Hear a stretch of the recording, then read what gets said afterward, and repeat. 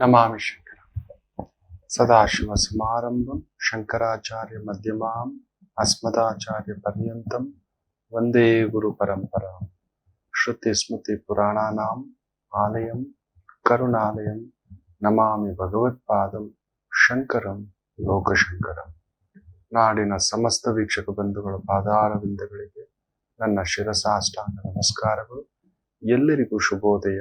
ಮಾತೃದೇವೋ ಭವ. ಬನ್ನಿ ಇವತ್ತಿನ ಪಂಚಾಂಗ ಫಲ ನೋಡೋಣ. 25ನೇ ತಾರೀಕು ಜೂನ್ 2025 ಬುಧವಾರ. ಶ್ರೀ ವಿಶ್ವಾವಸುನಾಮ ಸಂವತ್ಸರೆ, ಉತ್ತರಾಯಣೆ, ಗ್ರೀಷ್ಮ ಋತು, ಜ್ಯೇಷ್ಠ ಮಾಸೆ, ಕೃಷ್ಣ ಪಕ್ಷದ ಅಮಾವಾಸ್ಯ ತಿಥಿ, ಮೃಗಶಿರಾ ನಕ್ಷತ್ರ, ಗಂಡಯೋಗ, ನಾಗವಾನ್ ಕರಣ. ಇವತ್ತಿನ ಪಂಚಾಂಗ ಫಲ. ನಾಳೆಯಿಂದ ಆಷಾಢ ಮಾಸ ಆರಂಭ. ಇವತ್ತಿಗೆ ಜ್ಯೇಷ್ಠ ಮಾಸ ನಿಲ್ಲುತ್ತೆ. ಯಾಕಂದ್ರೆ ಬುಧ ಮೂಮೆಂಟ್ ಆಗ್ಬಿಟ್ಟಿದ್ದಾನೆ. ಕಡಗರಾಶಿಗೆ ಬುಧ ಬಂದಾಗ ಆಷಾಢ ಮಾಸ ಆರಂಭ, ಗಾಳಿ ಜೋರು. ಅದರ ಬಗ್ಗೆ ನಾಳೆಯ ಸಂಚಿಕೆಯಲ್ಲಿ ತಿಳಿಸ್ಕೊಡ್ತಾನೆ. ಯಾಕೆ ಮಕ್ಕಳು ಮಾಡ್ಕೋಬಾರ್ದು, ಯಾಕೆ ಬೇರೆ ವೈದಿಕ ಕೆಲಸಗಳು ಮಾಡ್ಕೋಬಾರ್ದು, ಬುಧ ಕಟಕಕ್ಕೆ ಬಂದ್ರೆ ಅಂಥದ್ದೊಂದು ಎಳೆದಾಟ ಮಾಡ್ತಾನ ಅನ್ನತಕ್ಕಂಥದ್ರ ಬಗ್ಗೆ ಎಲ್ಲ ವೈಜ್ಞಾನಿಕ ವಿಶ್ಲೇಷಣೆಯೊಂದಿಗೆ ವೈದಿಕವಾಗಿಯೂ ಕೂಡ ನಾಳಿನ ಸಂಚಿಕೆನಲ್ಲಿ. ಸುಮ್ಮನೆ ಅಲ್ಲ, ನಮ್ಮ ಋಷಿ ಪರಂಪರೆ, ದೇವ ಪರಂಪರೆ ಅಲ್ಲೊಂದು ನಿಯಮಗಳು ಮಾಡಿದ್ದಾರೆ ಅಂದ್ರೆ ಅದರ ಹಿಂದುಗಡೆ ತುಂಬಾ ದೊಡ್ಡ ವೈಜ್ಞಾನಿಕ ಕಾರಣಗಳಿದ್ದ. ಯಾಕೆ ಮಕ್ಕಳು ಮಾಡ್ಕೋಬಾರ್ದು, ಗರ್ಭಧಾರಣೆ ಯಾಕೆ ಮಾಡ್ಕೋಬಾರ್ದು, ಯಾಕೆ ಪೈರುಗಳನ್ನ ನೋಡ್ಕೋಬೇಕು, ಯಾಕೆ ಹೊಸ ಕಾರ್ಯಗಳನ್ನ ಮಾಡಬಾರ್ದು, ಹೊಸ ವ್ಯಾಪಾರಗಳನ್ನ ಯಾಕೆ ಮಾಡಬಾರ್ದು, ಇದೆಲ್ಲವನ್ನ ನಾಳಿನ ಸಂಚಿಕೆಯಲ್ಲಿ ಆಷಾಢದಲ್ಲಿ ಯಾಕೆ ಹೊಸ ಕೆಲಸ ಆರಂಭ ಮಾಡಬಾರದು ತಿಳಿಸ್ಕೊಡ್ತಾನೆ. ಇರ್ಲಿ, ಮನುಷ್ಯನೊಬ್ಬನೇ ನಾಳೆ ಬಗ್ಗೆ ಆಲೋಚನೆ ಮಾಡುತ್ತಾನೆ, ಮಾಡಬೇಕು ಕೂಡ. ಯಾವುದೇ ಪಶು ಪಕ್ಷಿ ಪ್ರಾಣಿ ನಾಳೆ ಬಗ್ಗೆ ಆಲೋಚನೆ ಮಾಡಲ್ಲ. ನಾನೊಂದು ಮನೆ ಕಟ್ಕೋಬೇಕು, ನನ್ನ ಹೆಂಡತಿ ಮಕ್ಕಳು ಒಂದು ಸ್ವಲ್ಪ ಸೇವಿಂಗ್ಸ್ ಮಾಡಬೇಕು. ಯಾವುದಾದ್ರು ಪಶು ಪಕ್ಷಿ ನೋಡಿದ್ದೀರಾ ಎತ್ತಿಟ್ಕೊಳ್ಳೋದು? ಮನೆ ಕಟ್ಕೊಂಡು ಭದ್ರವಾಗಿ ತಗೊಬಂದು ಇಲ್ಲಿದ್ದಲ್ಲ. ಈಗ ಒಂದು ಹದ್ದಿದೆ ಅಂತ ಇಟ್ಕೊಳ್ಳಿ. ಒಂದು 16 ಹಾವುಗಳನ್ನ ತಗೊಬಂದು ಗೂಡಲ್ಲಿ ಇಟ್ಕೊಂಡ್ರೆ ಏನಾಗುತ್ತೆ ಹೇಳಿ? ಮೊಟ್ಟೆಗಳನ್ನೆಲ್ಲ ತಿಂದಾಕ್ಬಿಡುತ್ತೆ. ತನಗೆ ಬೇಕು ಅಂದಾಗ ಹುಡ್ಕೊಂಡು ಹೋಗಿ ಒಡೆದು ತಿಂದು ಅಷ್ಟೇ. ತಗೊಬಂದು ಒಂದಷ್ಟು ಮಕ್ಕಳಿದ್ರೆ, ಹೆಂಡತಿ ಇದ್ರೆ, ಗಂಡ ಇದ್ರೆ ಹಂಚ್ಕೊಂಡು ತಿನ್ನುತ್ತೆ. ನಾಳೆ ಬಗ್ಗೆ ಅದಕ್ಕೆ ಆಲೋಚನೆ ಇಲ್ಲ. ಆದ್ರೆ ಮನುಷ್ಯನೊಬ್ಬನಿಗೆ ಮಾತ್ರ ಅವನು ನಾಳೆ ಬಗ್ಗೆ ಎತ್ತಿಡೋದು, ಭದ್ರ ಮಾಡ್ಕೊಳ್ಳೋದು, ರಕ್ಷಿಸ್ಕೊಳ್ಳುವುದರ ಆಲೋಚನೆ ಇರಬೇಕು. ಮನುಷ್ಯನೊಬ್ಬನಿಗೆ ಒಂದಷ್ಟು ಎತ್ತಿಡಬೇಕು. ಅವನಿಗೆ ಕೆಲವೊಂದು ನಿಯಮಗಳನ್ನು ಇಟ್ಟಿದ್ದಾರೆ. ಅವನನ್ನು ಹುಡ್ಕೊಂಡು ಯಾರೋ ಬಂದ್ರು ಸಹಾಯಕ್ಕೆ, ಕಷ್ಟಕ್ಕೆ. ಒಬ್ಬ ಬ್ರಹ್ಮಚಾರಿ, ಆ ಕಾಲದಲ್ಲಿ ಬ್ರಹ್ಮಚಾರಿ ಬಂದ್ರೆ ಏನಾದ್ರು ಕೊಡ್ಬೇಕಿತ್ತು. ಗೃಹಸ್ಥ, ಒಬ್ಬ ಸನ್ಯಾಸಿ, ಅವ್ರಿಗೇನಾದ್ರೂ ಒಂದು ದಾನ ಮಾಡಬೇಕಿತ್ತು. ಅನ್ನದಾನವೋ ವಸ್ತ್ರದಾನವೋ ಈ ತರ. ಒಬ್ಬ ಸಾಮಾನ್ಯ ಗೃಹಸ್ಥ ನಾಳೆ ಮಕ್ಕಳಿಗೆ ಅಂತ ಒಂದಷ್ಟು ಎತ್ತಿಡ್ಬೇಕು. ತನಗೇನಾದ್ರೂ ಆದ್ರೆ ತನ್ನ ಹೆಂಡತಿಗೇನು ಅಂತ. ಹೌದು, ನನ್ನ ಹೆಂಡತಿಗೆ. ಅದಕ್ಕೆ ಆ ಕಾಲದಲ್ಲಿ ಕಡಿಮೆ ಅಂದ್ರು ಎಷ್ಟು ಒಡವೆ ಇಡ್ತೀಯಪ್ಪ, ಏನು ಇಡ್ತಾರೆ ಹುಡುಗಿಗೆ ಅಂತ ಕೇಳೋರು ಈಗಲೂ ಅದಿದೆ. ಏನು ಗೊತ್ತಾ, ಹೆಚ್ಚು ಕಮ್ಮಿ ಆಗ್ಬಿಟ್ಟು ನಾನು ಹೋಗ್ಬಿಟ್ಟೆ, ನನ್ನ ತಾಯಿ ಜೀವ ಅದು. ದೇವರು ಅಮ್ಮ ಯಾವತ್ತೂ ಇರೋಕ್ಕಾಗಲ್ಲ ಅಂತ ಇನ್ನೊಂದು ಅಮ್ಮನನ್ನು ಕಳಿಸ್ಬಿಟ್ಟಿದ್ದಾನಪ್ಪ.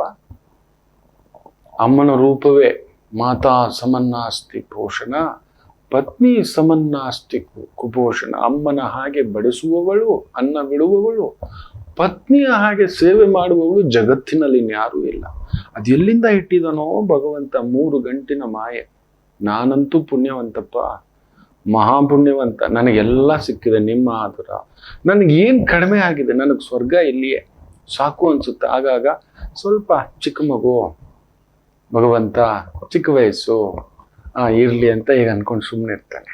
ಅಷ್ಟು ಸಿಕ್ಬಿಟ್ಟಿದೆ ನಿಮ್ಮಿಂದ, ನಿಮ್ಮ ಆದರ, ನಿಮ್ಮ ಪ್ರೀತಿ, ನನಗೆಲ್ಲ ಸಿಕ್ಕಿದೆ ಮಕ್ಕಳು. ಜಗತ್ತಿನಲ್ಲಿ ಅತ್ಯಂತ ಸುಖಿ ಅಂದ್ರೆ ನಾನೊಬ್ಬನೇ ಅಂತ ನಾನು ಅನ್ಕೋತಿರ್ತೇನೆ. ಇರ್ತವೆ ಕೆಲವೊಂದು ಸಂಬಂಧಗಳು, ಕೆಲವೊಂದು ವ್ಯವಹಾರಗಳು, ಅದು ನಾನು ಮಾಡ್ಕೊಂಡಿರೋದು. ನನ್ನ ಅತ್ಯಂತ ಒಳ್ಳೆತನದಿಂದ ಇರ್ಲಿ, ಅದು ನನ್ನ ಗುಣ. ಹುಟ್ಟು ಗುಣ ಸುಟ್ರು ಹೋಗಲ್ಲ ಅಂತಾರಲ್ವಾ, ಅದು ನನಗೆ ಬಂದಿರೋದು. ಇರ್ಲಿ, ನಾನೇ ಹೇಳ್ಕೊಂಡು ಬಂದು ನಮ್ಮ ಮಾವಯ್ಯನೂ ಬೈತಿರ್ತಾರೆ, ಇದು ಏನೋ ಹಿಂಗ ಹಾಕೊಂಡು ಅವ್ರನ್ನ ಶುದ್ಧ ಸೋಮಾರಿಗಳು ಮಾಡಿದ್ಯಾ. ಇಲ್ಲ ಮಾಮ, ಮಕ್ಕಳು ಅವ್ರು ಏನೂ ಗೊತ್ತಿಲ್ಲ, ಒಡ ಹುಟ್ಟಿದವರು. ಅವ್ರನ್ನ ಹೊರಗಡೆ ಬಿಡದೇ ಬೆಳೆಸ್ಬಿಟ್ರು. ನಾನು 13ನೇ ವಯಸ್ಸಿಗೆ ಹೊರಗಡೆ ಬಂದ್ಬಿಟ್ಟಿದ್ದೆ. 13ನೇ ವಯಸ್ಸಿಗೆ ನಾನು ಹೊರಗಡೆ ಬಂದ್ಬಿಟ್ಟಿದ್ದೆ ದುಡಿಲಿಕ್ಕೆ. ದುಡ್ಕೊಂಡು ಇನ್ನೊಂದು ಅಂತ 13 ತುಂಬಿ 14 I was not at home ಅಷ್ಟೇ. ಅವರಿಗೆ ಬಿಡ್ಲಿಲ್ಲ, ಅವಕಾಶ ಸಿಗಲಿಲ್ವೋ ಇಲ್ಲ ಅವರ ವ್ಯವಸ್ಥೆ ಅಷ್ಟೇ ಗೊತ್ತಿಲ್ಲ. ಇವತ್ತಿಗೂ ಅವರು ಪುಟ್ಟ ಮಕ್ಕಳೇ, ಏನೂ ಗೊತ್ತಿಲ್ಲ. ಮೊನ್ನೆ ನಮ್ಮ ಅಕ್ಕ ದಿಢೀರಂತ ನನ್ನ ರೂಮಿಗೆ ಬರುತ್ತೆ, ಆಗ್ತಾನೆ ಮನೆಗೆ ಬಂದು ಪಂಚೆ ಹೆಂಗ್ ತೆಗಿತಿದ್ದೇನೆ, ಪಪ್ಪಿ ಶೇಮ್ ಅಂತಿದ್ದೆ. ಯಾವ ಪಪ್ಪಿ ಶೇಮ್ ಇಲ್ಲಿ ನೋಡು, ಶಾರ್ಟ್ಸ್ ಹಾಕೊಂಡಿದ್ದೀನಿ ನಾನು ಅಂತ. ಆದ್ರೂ ಕಣೋ ಅಂತ ಮುಗ್ಧ ಜೀವ. ಅಯ್ಯೋ, ಸುಳ್ಳು ಹೇಳಬಾರ್ದು, ಹೃದಯದಿಂದ ಮಾತನಾಡೋ ಮಕ್ಕಳು ಅವರು. ಪಟ ಅಂತ ಏನೋ ಒಂದು ಮಾಡ್ಕೋತಾರೆ, ನೋವಾಗುತ್ತೆ, ಸುಮ್ಮನೆ ಆಗ್ಬಿಡ್ತಾನೆ. ಈಗ ಅಪ್ಪಾಜಿನೂ ಇಲ್ವಲ್ಲ, ಏನ್ ಮಾಡ್ಕೊಬಿಡ್ತಾರೋ ಈ ಮಕ್ಕಳು ಅನ್ನತಕ್ಕಂಥದ್ದು. ನಾನು ಬಿಟ್ರೆ ಇಲ್ಲ, ತಂದೆ ಸ್ಥಾನ ಅಂತಕ್ಕಂಥದ್ದು ಅದಿರ್ಲಿ. ಎಲ್ಲ ಸಿಕ್ಕಿದೆ. ನನ್ನ ಸಂಸ್ಥೆಯಲ್ಲಿ ನನ್ನ ಸಿಬ್ಬಂದಿ ವರ್ಗ ನನ್ನನ್ನು ತಂದೆಗಿಂತಲೂ ಹೆಚ್ಚಾಗಿ ಪ್ರೀತಿಸ್ತಾರೆ, ಮಿತ್ರನಿಗಿಂತಲೂ ಹೆಚ್ಚು ಗೌರವಿಸ್ತಾರೆ. ಅಯ್ಯೋ, ಅದು ಒಂದಲ್ಲ ಎರಡಲ್ಲ ನಾನು ಪಡೆದಿರೋದು ಎಲ್ರಿಂದಲೂ. ಇರ್ಲಿ, ಆದ್ರೆ ಒಂದು ನಿಯಮ ನೋಡಿ ನಮ್ಮ ವೈದಿಕ ಹೇಳುತ್ತೆ. ಈ ತರ ಒಂದು ಹೆಂಡತಿಗೆ, ಮಕ್ಕಳಿಗೆ ಹಳೆ ಹೆಚ್ಚು ಕಮ್ಮಿ ಆಗ್ಬಿಟ್ರೆ ಅವರಿಗೆ, ಆಗಿನ ಕಾಲದಲ್ಲಿ ಒಂದು ತಾಳಿ ಬಂದು ಮಿನಿಮಮ್ 8 ಸವರನ್ ಇರ್ತಿತ್ತು. ನೆನಪಿಟ್ಟುಕೊಳ್ಳಿ, 1 ಸವರನ್ ಅಂದ್ರೆ 8 ಗ್ರಾಮ್ ಹೆಚ್ಚು ಕಡಿಮೆ, 8 ರಿಂದ 10 ಗ್ರಾಮ್ ಅಂತ ಅನ್ಕೋತಾರೆ. 8 ಇರಬೇಕು. 8 ಸವರನ್ ಅಂದ್ರೆ 64 ಗ್ರಾಮ್. ನೆನಪಿಟ್ಟುಕೊಳ್ಳಿ, ಮಿನಿಮಮ್. ಅಂಥದ್ದೊಂದು ಪದಕ ಅಕಸ್ಮಾತ್ ಹೆಚ್ಚು ಕಮ್ಮಿ ಆದ್ರೆ ಆಕೆ ನಾಳೆ ಮಾರಿ ತನ್ನ ಮಾನ, ಕುಟುಂಬ, ಗೌರವ, ಮಕ್ಕಳನ್ನ ಪೋಷಿಸ್ಕೊಳ್ಳಿ ಅಂತ. ಅದಕ್ಕೆ ಹಿರಿಯರು ಈಗಲೂ ಒಂದು ಹೆಣ್ಮಗು ಕೊಡ್ಬೇಕಾದ್ರೆ ಅವನ ಸಂಪಾದನೆ ನೋಡ್ತೀವಪ್ಪ ನಾವು, ಏನ್ ದುಡಿತಾನೆ ಅಂತ. ಆಮೇಲೆ ಅವನ ವ್ಯಕ್ತಿತ್ವ ನೋಡ್ತೀವಪ್ಪ. ಬರೀ ಸಂಪಾದನೆ ಅಷ್ಟೇ ಅಲ್ಲ, ಲಕ್ಷ ಸಂಪಾದಿಸ್ಬೋದು, 10,000 ಎತ್ತಿಟ್ಟಿಲ್ಲ. ಅದೇ 10,000 ಸಂಪಾದಿಸೋನು 1,000 ಎತ್ತಿಡ್ತಾನೆ ಅಂದ್ರೆ ಅವ್ನು ತುಂಬಾ ಬುದ್ಧಿವಂತ ಅಂತ ಕೈ ಹಿಡ್ಕೋತೀವಿ ನಾವು ತುಂಬಾ ತಿಳಿದವರು ಇವನಿಗೆ ಕೊಡ್ತೀವಿ. ಈ 1 ಲಕ್ಷ ದುಡಿಯೋನ್ 10,000 ಎತ್ತಿಟ್ರೆ ಹೆಚ್ಚು ಅಂದ್ರೆ ಅವನು ಕೊಡಲ್ಲ ಹೆಣ್ಣು ನಾವು. ಅದೇ 10,000ದಲ್ಲೇ 1,000 ರೂಪಾಯಿ ಎತ್ತಿಡ್ತಾನೆ ಅಂದ್ರೆ ಮಹಾ ಬುದ್ಧಿವಂತ ಕಣೋ ಇವನು, ವೈದಿಕಸ್ಥ ಕಣೋ ಇವನು, ಕುಟುಂಬನ ಪೋಷಿಸ್ತಾನೆ ಇವನು. ಇಷ್ಟರಲ್ಲೂ ಬರೋ 10,000ದಲ್ಲೇ 1,000 ರೂಪಾಯಿ ಎತ್ತಿಡ್ತಾನೆ ಅಂದ್ರೆ ನನ್ನ ತಂದೆಯಲ್ಲಿತ್ತು ಆ ಗುಣ. ಅದನ್ನ ನೋಡಿಯೋ ಏನೋ ನನ್ನ ಅಜ್ಜ ಕೊಟ್ಟಿದ್ದು. ದಡ್ಡ ಆದ್ರೂ ಪರವಾಗಿಲ್ಲ, ಕೆಲಸ ಬಂದಿಲ್ಲ ಅಂದ್ರೂ ಪರವಾಗಿಲ್ಲ, ಇರೋದ್ರಲ್ಲಿ ಈಜ್ತಾನೆ, ದುಡಿಯೋದು ಬಿಟ್ರೆ ಇನ್ನೇನು ಗೊತ್ತಿಲ್ಲ ಅಂತ ನಾನು ಇರ್ತೀನಿ ಅಂತ ಇರೋವರೆಗೂ ನನ್ನ ಅಜ್ಜ ನನ್ನ ತಂದೆಗೆ ಬೆಂಗಾವಲಾಗಿದ್ರು. ನನ್ನ ತಂದೆ ಹೆತ್ತ ತಂದೆಯನ್ನ ಅಷ್ಟೊಂದು ಹಚ್ಕೋತಿರ್ಲಿಲ್ಲ, ಯಾವತ್ತೂ ನಿಲ್ಲಲಿಲ್ಲ ಕಣೋ. ಎಲ್ಲೋ ತಗೊಬಂದು ನನ್ನನ್ನೊಂದು ದತ್ತು ಕೊಟ್ಬಿಟ್ಟ ಅಷ್ಟೇ. ಯಾವತ್ತು ಎಲ್ಲೋ ಒಂದು ಮದುವೆ ಕರೆದು ನನ್ನನ್ನು ನಿಲ್ಸಿ ಆ ಮದುವೆ, ಇನ್ನೊಂದು ಮದುವೆನಲ್ಲಿ ನನ್ನ ಮದುವೆನೂ ಮಾಡಿಸ್ಬಿಟ್ಟ ಅಷ್ಟೇ ಕಣೋ ಅಂತ ಕೊರಗೋರು. ಆದ್ರೆ ಇವರನ್ನ, ನನ್ನ ತಾಯಿಯ ತಂದೆಯನ್ನ ಅಪ್ಪಾಜಿ ಅಂತ ಪ್ರೀತಿಯಿಂದ ಅಪ್ಪ ಅನ್ನೋರು ಏನ್ ಬೈದ್ರು ಏನು ಮಾತಾಡ್ತಿರ್ಲಿಲ್ಲ. ಏನಂದ್ರು ಬೈದು ಬಿಡೋರು ನನ್ನ ಅಜ್ಜ. ಏನಯ್ಯ ಕೈ ನಿಂದು, ಏನ್ ಮಾಡಿಸಿದ್ರು ನಿನ್ ಕೈ ಹಿಡಿತಿಲ್ವಲ್ಲಯ್ಯ ಅಂತ ಹೀಗೆ ಕುತ್ಕೋಬಿಡೋರು ನನ್ನ ತಂದೆ. ಆದ್ರೆ ನನ್ನ ಅಜ್ಜನಿಗೆ ಗೊತ್ತಿತ್ತು ದುಡಿತಾನೆ, ಜಾಸ್ತಿ ಬುದ್ಧಿವಂತನಲ್ಲದಿದ್ರು ಕೈ ಹಿಡ್ಕೋತಾನೆ ಅಂತ. ಹಾಗೇ ನಿಂತ್ಕೊಬಿಟ್ರು ನಮ್ಮ ತಂದೆ. ಹೋಗುವಾಗ್ಲೂ ಒಂದಷ್ಟು ಬುದ್ಧಿ, ತುಂಬಾ ದುಡ್ಡಿಟ್ಬಿಟ್ಟು ಹೋಗಿದ್ದಾರೆ. ನನಗೇ ಆಶ್ಚರ್ಯ, ನಮ್ಮ ತಂದೆ ಅದು ನನಗೇ ಜವಾಬ್ದಾರಿ ವಹಿಸೋಗಿದ್ದಾರೆ. ಶಿವ, ನಾನು ಇದ್ಯಾವುದೋ ಕರ್ಮದ ಗಂಟು ಇನ್ನೊಂದು ಬೇರೆ ತಗಲಾಕ್ ಹೋಗಿದ್ದಾನೆ ಈ ಪುಣ್ಯಾತ್ಮ, ನನಗ್ ಬೇಡದ್ದು ಇದು ಅಂತ. ಆದಷ್ಟು ಬಿಡಿಸ್ಕೊಳ್ಳೋಣ ಅಂದ್ರೆ ತಗಲಾಕ್ ಹೋಗಿರೋದು ಜಾಸ್ತಿಗಳೇ. ನನ್ನ ತಾಯಿ ಹತ್ತುಬಿಟ್ಟು ಇದೊಂದು ಬೇರೆ, ನನ್ನ ತಂದೆ ಅದೊಂದು ಬೇರೆ, ಋಣಬಾಧೆ. ಇರ್ಲಿ, ಎತ್ತಿಡಬೇಕು ಮಕ್ಕಳಿಗೆ. ನೋಡಿ ನನ್ನ ತಂದೆ ಎತ್ತಿಟ್ಟೋಗಿದ್ದಾರೆ. ಏನೋ ಕಷ್ಟ ಕಾಲಕ್ಕೆ ಇರ್ಬೇಕಪ್ಪ, ಇದು ನಿಯಮ. ಮನುಷ್ಯನೊಬ್ಬನಿಗೆ ಅದೊಂದು ನಿಯಮ, ನೆನ್ಪಿಟ್ಕೊಳ್ಳಿ ಮಕ್ಕಳೇ. ಅದು ದುಡಿಯುತ್ತಾ ಉಳಿತಾ ಎರಡೂ ಇರ್ಬೇಕು. 10 ಲಕ್ಷ ಬರುತ್ತೆ, ಯಾರೋ ನೋಡಿ ಮೊನ್ನೆ ಒಂದು ಪೋಸ್ಟ್ ಹಾಕ್ತಾನೆ, 50 ಲಕ್ಷ ಸಂಬಳ ಬರುತ್ತೆ, ಬೆಂಗಳೂರಲ್ಲಿ ಬದುಕಕ್ಕಾಗಲ್ಲ ಅಂತಾರೋ. ಹೋಗ, ನಾವೆಲ್ಲ 500 ರೂಪಾಯಿ ಬದುಕ ಆರಂಭ ಮಾಡಿದವರು ನಾವು ಆನಂದವಾಗಿ ಬದುಕ್ಬಿಟ್ಟಿದ್ದೀವಿ. ನನ್ನ ಮೊಟ್ಟ ಮೊದಲ ಸಂಬಳ 600 ರೂಪಾಯಿ. ಒಂದು ಆಸ್ಪತ್ರೆಯಲ್ಲಿ ಕೆಲಸಕ್ಕೆ ಸೇರಿದಾಗ, ಮೆಡಿಕಲ್ ಕಾಲೇಜಲ್ಲಿ 600 ರೂಪಾಯಿ. ಅಷ್ಟೇ. ಅದರಲ್ಲೂ ಏನೋ ಮುರ್ಕೊಳ್ಳೋರು, PF ಅದು ಇದು ಅಂತ ಮುರ್ಕೊಂಡು ಕೊಡೋರು. 800 ರೂಪಾಯಿ ಎಲ್ಲ ಮುರ್ಕೊಂಡು ಒಂದು 400 ಚಿಲ್ಲರೆ ಬರೋದು. ಅದನ್ನ ಹಾಗೆ ಅಮ್ಮನಿಗೆ ತಂದು ಕೊಡ್ತಿದ್ದೆ. ಆವತ್ತಿಗೆ ನನ್ನ ಖರ್ಚು ಎಷ್ಟು ಗೊತ್ತಿರ ನೀವು ನಂಬಲ್ಲ, 20 ರೂಪಾಯಿ. ಗೊತ್ತಿಲ್ಲ, ಏನೂ ಗೊತ್ತಿಲ್ಲ. ಟೈಪಿಂಗ್ ಪೇಪರು, ಒಂದು ಪಾನಿಪುರಿ, ಒಂದು ಮಸಾಲೆ ಪುರಿ, ಇಷ್ಟಲ್ಲಿ 20 ರೂಪಾಯಲ್ಲಿ ಇನ್ನೊಂದು 5 ರೂಪಾಯಿ ಉಳಿಸಿಟ್ಕೊಂಡಿರ್ತಿದ್ದೆ ತಿಂಗಳು ಪೂರ್ತಿ ಏನಾದ್ರೂ ಖರ್ಚಿಗೆ ಅನ್ನತಕ್ಕಂಥದ್ದು. ಅಷ್ಟೇ, 1-2 ಪೆನ್ ತಗೊಳ್ತಿದ್ದು ಇಷ್ಟೇ.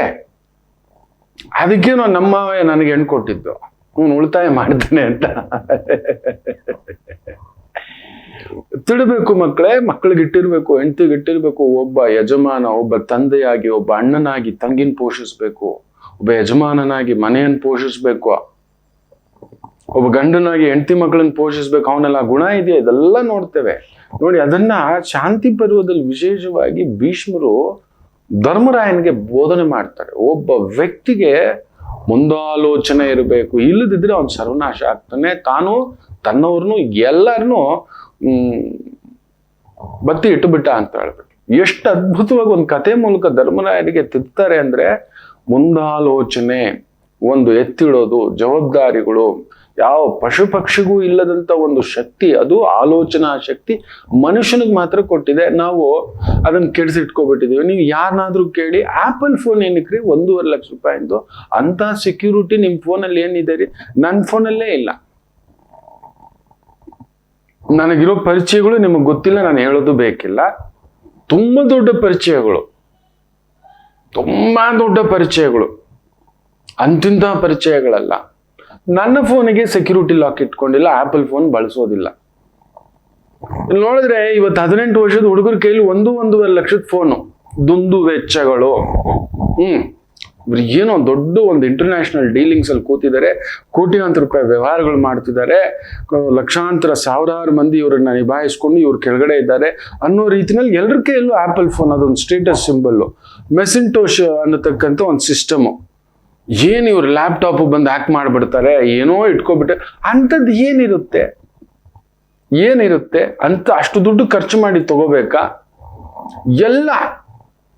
ಎಲ್ಲ ಅದ್ಯಾವುದೋ ಡಿಜಿಟಲ್ ವಾಚ್ ಅಂತೆ, ಅದೊಂದು ಲೆಕ್ಕ. ಅದೊಂದು ಡೈಲಿ BP ನೋಡ್ಕೊಳ್ಳೋಕ್ಕೆ, ಇನ್ನೊಂದು ನೋಡ್ಕೊಳ್ಳೋಕ್ಕಂತೆ. ಯಾವ BP ಬರುತ್ತೆ ರೆಗ್ಯುಲರ್ ಆಗಿ? ಒಂದು ಎಕ್ಸಸೈಸು, ಫಿಟ್ನೆಸ್ಸು, ಒಂದು ಫುಡ್ಡು, ಲೈಫ್ ಸ್ಟೈಲ್ ಒಂಚೂರು ಇಟ್ಕೊಂಡಿರೋರಿಗೆ ಒಳ್ಳೆ ಆಲೋಚನೆ, ಒಳ್ಳೆ ಚಿಂತನೆ ಇಲ್ಲ. ಬೇಡದ್ದು 1 ಲಕ್ಷ ಸಂಬಳ ಇನ್ನೂ ಬರುತ್ತೆ, 1,40,000 ಬರುತ್ತೆ ಇಬ್ರಿಗೂ, ಗಂಡ ಹೆಂಡತಿಗೂ. ಮೊನ್ನೆ ಆಲ್ರೆಡಿ 1 ಕೋಟಿ ಸಾಲದ್ದು ಮನೆ ಮಾಡೋಕೆ 85 ಲಕ್ಷ ಅಂತೆ ಪ್ಲಾನ್ ಮಾಡ್ಕೊಂಡು ಬಂದ್ಬಿಟ್ಟಿದ್ದಾರೆ. ಮದುವೆ ಆಗಿ ಇನ್ನೂ 6 ತಿಂಗಳಾಗಿಲ್ಲ, ಪಾಪು ಮಾಡ್ರು ಅಂದ್ರೆ ಮನೆ ತಗೊಳ್ಳೋಣ. ಇಲ್ಲ, ಎಲ್ರೂ ಕೇಳ್ತಿದ್ದಾರೆ, ಅವೆಲ್ಲ ಬೇಡ ಅಂತ ಬೈದು ಕಳಿಸಿದ್ದಾರೆ. ಮುಂದಾಲೋಚನೆಯೇ ಇಲ್ಲ. ತಿಂಗಳಿಗೆ 1-1.5 ಲಕ್ಷ ಕಟ್ತಿರಲ್ವಾ, ಈ ಥರದ್ದೊಂದು ಮಾಡಿ. ಈಗ ಇನ್ನೂ ಪುಟಾಣಿ ಮಕ್ಕಳು 30-32 ವರ್ಷ, ನೀವು ಇನ್ನೊಂದು 10 ವರ್ಷದಲ್ಲಿ ನೋಡಿ ನಿಮ್ಮ ಕೈಯಲ್ಲಿ ಎಷ್ಟು ಇರುತ್ತೆ? 2 ಕೋಟಿ ದುಡ್ಡು ಇರುತ್ತೆ. ಇದು ಯಾವುದು 85 ಲಕ್ಷದ ಮನೆಗೆ 20 ಲಕ್ಷ ಡೌನ್ ಪೇಮೆಂಟ್ ಮಾಡಿ, ಇನ್ನೊಂದು 65 ಲಕ್ಷಕ್ಕೆ 1 ಲಕ್ಷ ಚಿಲ್ಲರೆ ನೀವು ಈ ಥರ ಕಟ್ತಾ, ಆಮೇಲೆ ಅದಕ್ಕೊಂದು ಇಂಟೀರಿಯರ್ ಒಂದು 20 ಲಕ್ಷ, ರಿಜಿಸ್ಟ್ರೇಷನ್ ಒಂದು 20 ಲಕ್ಷ, ಇವೆಲ್ಲ ಇದೆ. ಎಲ್ಲ 1.40ಕ್ಕೆ ಬಂದು ನಿಂತ್ಕೊಳ್ಳುತ್ತೆ, 1.20, 1.30. ನೀವು ಸಾಲ ತೀರಿಸುವಷ್ಟರಲ್ಲಿ ಇನ್ನೊಂದು ಕಡಿಮೆ ಅಂದ್ರೂ 15-18 ವರ್ಷ ಬೇಕು. ಏನಾದ್ರೂ ಪ್ರಜ್ಞೆ ಇದೆಯಾ? ಗೊತ್ತಿದೆಯಾ? ಬ್ಯಾಂಕುಗಳು ಹಗಲು ದರೋಡೆ ಮಾಡ್ತಿದ್ದಾರೆ. ಏನಾದ್ರೂ ಸರಿ ಬೈದೆ, ಮುಂದಾಲೋಚನೆ. ಈಗಲೇ 30 ಒಟ್ಟು 1 ಕೋಟಿದ ಮನೆ ತಗೋತೀನಿ ಅಂತ. ಈಗ ತಾನೆ ಮದುವೆ ಇಲ್ಲ ಅಂತ ಬಂದ್ರು, ಮಕ್ಕಳು ಮದುವೆ ಮಾಡಿಸಿದ್ದಾನೆ. ಆನಂದ ಸಾಗರ ಇಬ್ರು ಆಯ್ದೆ. ಈ ಆನಂದ ಪಡೆದೆ ಇದ್ಯಾವುದೋ ಸಾಲನ ಈಗಲೇ ತಂದಿಟ್ಕೊಂಡು BP ಶುಗರ್ ತಂದಿಟ್ಕೋತೀರಾ? ನಮ್ಮ ಕಾಲದಲ್ಲಿ 60 ಆಸುಪಾಸಲ್ಲಿ, 50 ದಾಟಿದ ಮೇಲೆ ಮನೆ, 60 ಆಸುಪಾಸಲ್ಲಿ ಮನೆ, ಇಲ್ಲ ಅಂದ್ರೆ ರಿಟೈರ್ಮೆಂಟ್ ಟೈಮ್ನಲ್ಲಿ ಅಂತ. ಇದೇನ್ರು ನೀವು 25-30ಕ್ಕೆ ಅಂತ? ಮುಂದಾಲೋಚನೆ ಇಲ್ಲ. ಅದಕ್ಕೆ ಎಲ್ಲೆಲ್ಲೂ ಕಾಯಿಲೆಗಳೇ, ಡಿಪ್ರೆಷನ್ಗಳೇ. 50 ಲಕ್ಷನೂ ಸಾಲಲ್ಲ ಅಂದ್ರೆ ಹಿಂಗೆ ಆಗೋದು. 50 ಲಕ್ಷ 50 ಕೋಟಿ ಕೊಟ್ಟರು ನಿಮ್ಮ ಹತ್ರ ಸಾಲಲ್ಲ. ನೀವು ಉಳಿತಾಯವೇ ಇಲ್ಲ, ಮುಂದಾಲೋಚನೆ ಇಲ್ಲ, ಪ್ಲಾನಿಂಗ್ ಇಲ್ಲ. ಯಾರಾದ್ರೂ ಎಕ್ಸ್ಪರ್ಟ್ಸ್ ಹತ್ರ ಹೋಗಿ ಸಾಲ ಮಾಡಿ ಮನೆ ತಗೊಂಡಿರೋದು ಬೆಟರಾ ಅನ್ನತಕ್ಕಂಥದ್ದು ಕೇಳಿ. ಆಲ್ರೆಡಿ ಬಾಡಿಗೆನೆ ಒಂದು 25,000, ಅದಕ್ಕೆ ಬಾಸುಂಡೆ 1 ಲಕ್ಷ ಇಟ್ಕೊಂಡ್ಬಿಡೋದು, ಇದೇ ಮಾಡ್ಕೊಳ್ಳೋದು. ನೋಡಿ ಎಷ್ಟು ಚೆನ್ನಾಗಿ ಭೀಷ್ಮಾಚಾರ್ಯರು ಹೇಳ್ತಾರೆ ಅಂದ್ರೆ, ಒಂದು 3 ಜನ ಮಿತ್ರರು, ಒಂದು ದೊಡ್ಡ ಕೊಳದಲ್ಲಿ ನಾನಾ ರೀತಿಯ ಬಾತುಕೋಳಿಗಳು, ನೀರ್ಕೋಳಿಗಳು, ಮೀನುಗಳು, ಕಪ್ಪೆಗಳು ಎಲ್ಲ ಇದಾವೆ ಆನಂದವಾಗಿ. ಅದರಲ್ಲಿ 3 ಬೆಸ್ಟ್ ಫ್ರೆಂಡ್ಸ್, ಅವರಿಗೆ ಫ್ಯಾಮಿಲಿ, ತುಂಬಾ ಕ್ಲೋಸ್ ಫ್ರೆಂಡ್ಸ್ ಮೀನುಗಳು. ಒಬ್ಬನ ಹೆಸರು ಬಂದು ವಿಶೇಷವಾಗಿ ದೀರ್ಘದರ್ಶಿ ಅಂತ ಹೆಸರು, ಇನ್ನೊಬ್ಬನ ಹೆಸರು ದೀರ್ಘ ಸೂತ್ರ ಅಂತ ಅಂತಕ್ಕಂಥದ್ದು, ಇನ್ನೊಬ್ಬನಿಗೆ ಪ್ರಾಪ್ತಕಾಲ ಅಂತ ಹೆಸರು. ನೋಡಿ, ಹೆಸರುಗಳಲ್ಲಿಯೇ ಅಲ್ಲಿರುವ ಆಂತರ್ಯ ಅರ್ಥ ಆಗುತ್ತೆ. ಭೀಷ್ಮರು ನೋಡಿ ಧರ್ಮರಾಯರಿಗೆ 72-73 ವಯಸ್ಸಪ್ಪ, ಒಂದು 240-250 ವಯಸ್ಸು ಭೀಷ್ಮರಿಗಪ್ಪ. ಕುಳಿತುಕೊಂಡು ಎಷ್ಟು ಚೆನ್ನಾಗಿ ಹೇಳ್ತಾರೆ ಅಂದ್ರೆ, ಆ ಮಲಗಿರೋ ಶರಪಂಜರದಲ್ಲಿ ಶಾಂತಿ ಪರ್ವ ಅಂದ್ರೆ ಅದೇ, ಬಿದ್ದಿರೋ ದೊಡ್ಡ ತಲೆ ಕಾಣೋದು ಸಾಮಾನ್ಯದಲ್ಲ, ಒಂದು ಯುಗ ನೋಡಿರೋದು. ಧರ್ಮ ಬಾಬಾ ನನ್ನ ಮಾತು ಕೇಳು, ಹೋಗು, ಧರ್ಮ ಚಿಂತನೆಗಳು ತುಂಬಾ ಇದೆ, ದೊಡ್ಡವ್ರ ಹತ್ರ ತಿಳ್ಕೊಳ್ಳೋದು ಅನ್ನತಕ್ಕಂಥದ್ದು. ಅಲ್ಲಿ ಬಂದು ಕೇಳಿದಾಗ ಆ ಧರ್ಮ ಸಂದೇಶಗಳಲ್ಲಿ ಅದ್ಭುತ, ಮನುಷ್ಯನಾಗಿ ಯಾವ ರೀತಿ ಎಚ್ಚರಿಕೆಗಳು ತಗೋಬೇಕು ಅಂದ್ರೆ ಮುಂದಾಲೋಚನೆ ಮೊದಲ ಎಚ್ಚರಿಕೆ ಅಂತ ಹೇಳ್ತಾ ಈ ಕಥೆ ಮೂಲಕ ಹೇಳ್ಕೊಡ್ತಾರೆ.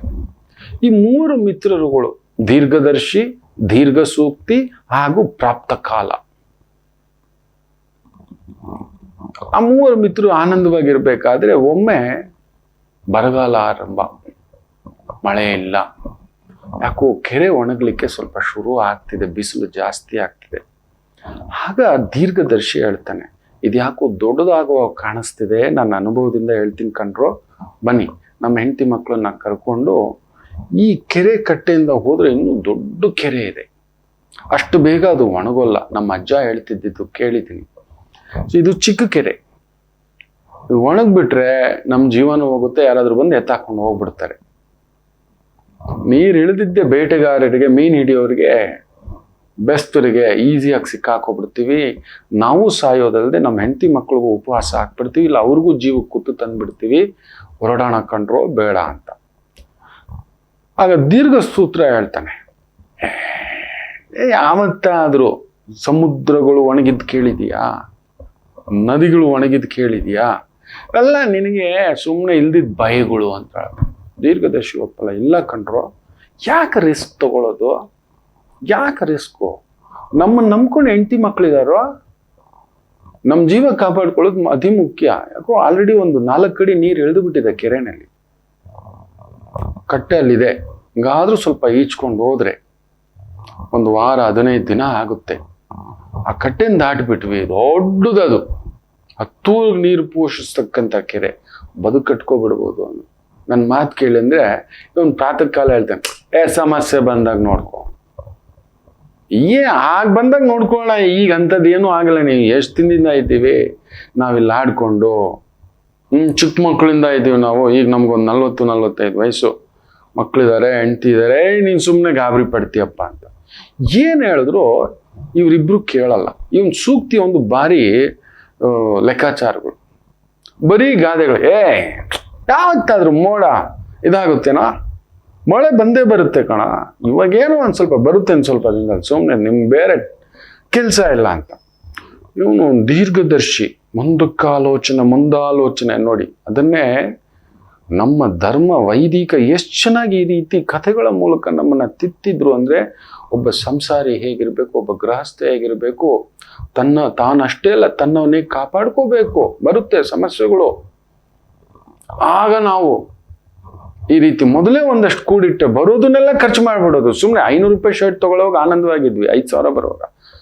ನೀವು ನಂಬಲ್ಲ ಮಕ್ಕಳೇ, ನನಗೆ 5,000 ರೂಪಾಯಿ ಸಂಬಳ ಬರುವಾಗಲೂ ನಾನು ತಗೋತಿದ್ದು ಕಡಿಮೆ ಖರ್ಚೆ. ನನ್ನ ಹತ್ರ ಇದ್ದಿದ್ದು 2 ಜೊತೆ ಇಲ್ಲ 3 ಜೊತೆ ಬಟ್ಟೆ ಅಷ್ಟೇ, 2 ಪ್ಯಾಂಟು 3 ಶರ್ಟು, ಒಂದೇ ಜೊತೆ ಚಪ್ಪಲಿ, 1 ಜೊತೆ ಶೂ. ನಾನು 50,000 ದುಡಿಯುವಾಗಲೂ ಅಷ್ಟೇ, 5 ಲಕ್ಷ ದುಡಿಯುವಾಗಲೂ ಅಷ್ಟೇ, 5 ಕೋಟಿ ದುಡಿಯುವಾಗಲೂ ಅಷ್ಟೇ ನನ್ನ ಖರ್ಚು. ಇವತ್ತಿರ್ಬೋದು ಬಟ್ಟೆ ಒಂದು 10 ಜೊತೆ ಇಟ್ಟಿದ್ದಾನೆ. ಇದ್ರದ್ದು ಕಾಸ್ಟ್ ಎಷ್ಟು ಗೊತ್ತಾ? ನೀವು ನಂಬಿದ್ರೆ ನಂಬಿ, ಬಿಟ್ರೆ ಬಿಡಿ, 599. ಒಂದೇ ಬಾರಿ 10 ಸೆಟ್ ವೈಟ್ ತಂದು ಇಟ್ಕೊಂಡಿದ್ದಾನೆ, ಹಾಕೋತಾನೆ. ನನ್ನ ಹತ್ರ ಈಗಲೂ 1 ಜೊತೆ ಚಪ್ಪಲಿ ಇದೆ. ಎಮರ್ಜೆನ್ಸಿಗೆ ನನಗೆ ಚಪ್ಪಲಿ ಕಳ್ಕೊಳ್ಳೋ ಅಭ್ಯಾಸ. ಅದು ಹೆಂಗೋ ಮಿಸ್ ಆಗುತ್ತೆ. ಯಾವುದಾದ್ರೂ ಫಂಕ್ಷನ್ಗೆ ಹೋದ್ರೆ ಅಲ್ಲಿ ಚಪ್ಪಲಿ ಇರಲ್ಲ, ಬರಿಗಾಲಲ್ಲಿ ಬರ್ತೀನಿ. ಅದಕ್ಕೆ ಅಂತ ಎಮರ್ಜೆನ್ಸಿಗೆ ಒಂದು ಜೊತೆ ನನ್ನ ಧರ್ಮಪತ್ನಿ ತೆಗೆದಿಟ್ಟಿರುತ್ತೆ ತಾಯಿಜಿ. ಬರಿಗಾಲಲ್ಲಿ ಶುಗರ್ ಬೇರೆ ಇದೆ, ಏನಾದರೂ ಕಚ್ಚಿ ಗಿಚ್ಚಿ ಗಾಯ ಆದರೆ ಇನ್ನೇನು ಅಂತ. ಅದೃಷ್ಟಕ್ಕೆ ನನಗೆ ಡಯಾಬಿಟೀಸ್ಗೆ ಗಾಯ ಆದರೆ ಬೇಗ ಒಣಗುತ್ತೆ. ಒಬ್ಬೊಬ್ರದ್ದು ಒಂದೊಂದು ಬಾಡಿ, ನನಗೆ ಗೊತ್ತಿಲ್ಲ, ನನಗಾಗಿಲ್ಲ.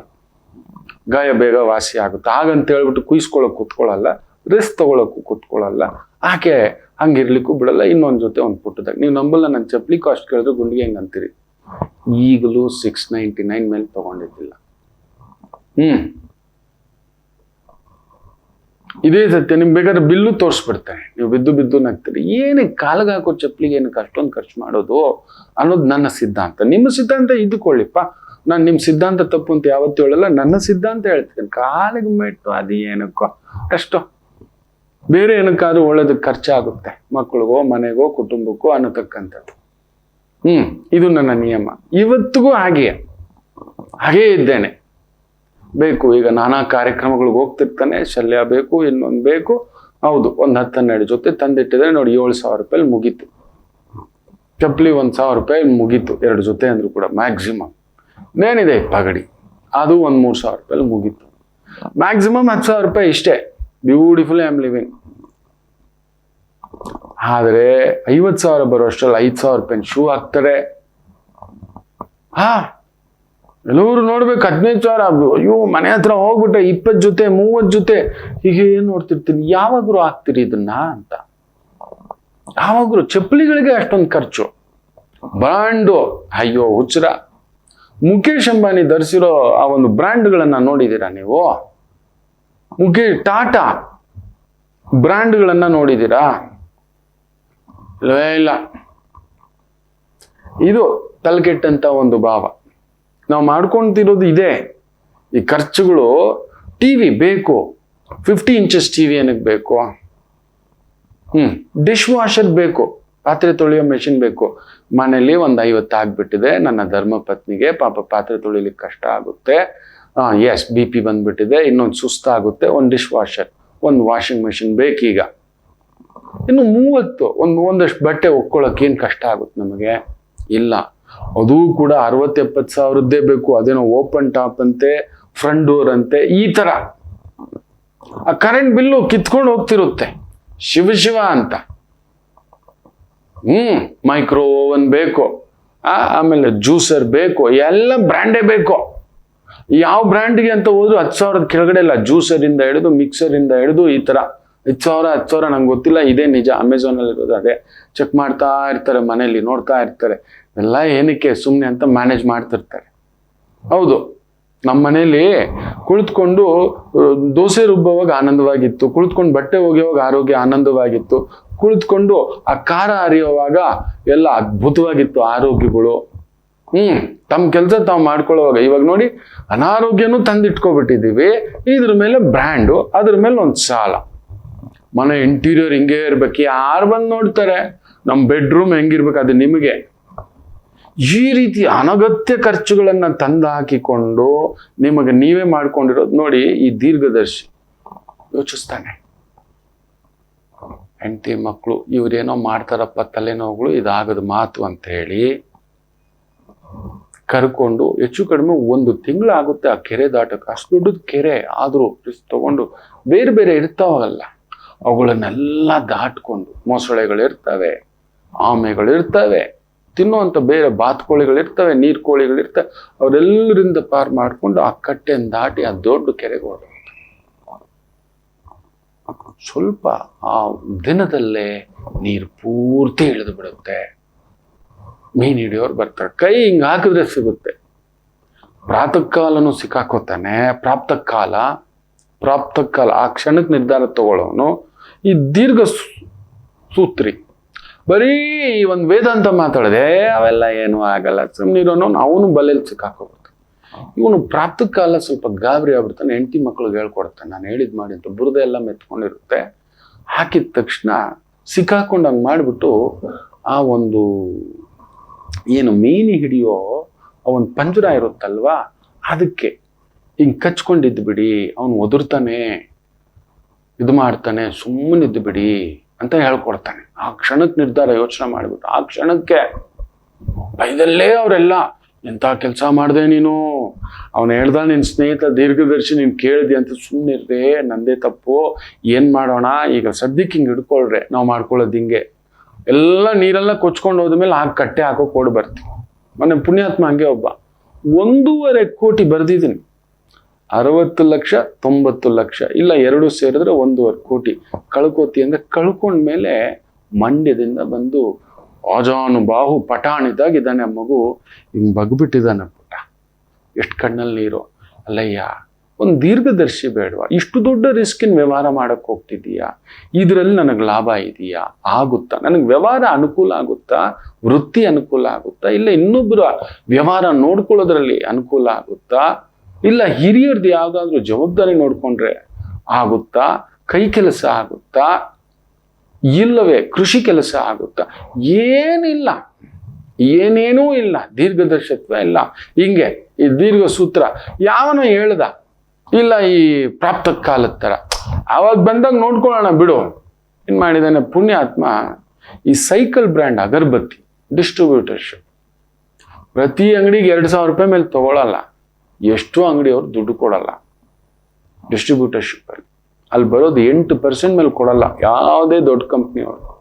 ಬಂಡವಾಳ ಹಾಕ್ಬಿಟ್ಟು ಬರೋ 2,000 ರೂಪಾಯಲ್ಲಿ ನಿಮ್ಗೆ 160 ರೂಪಾಯಿ ಬರುತ್ತೆ, 160, ಅದರಲ್ಲಿ ಡ್ರೈವರು, ಗೋಡನ್ನು, ಈ ರೀತಿ 20 ಲಕ್ಷ ಖರ್ಚು ಮಾಡಿದರೆ 3 ಲಕ್ಷ 20,000, 20 ಲಕ್ಷದ ಸರಕು ಕೊಟ್ಟಿರ್ಬೇಕು.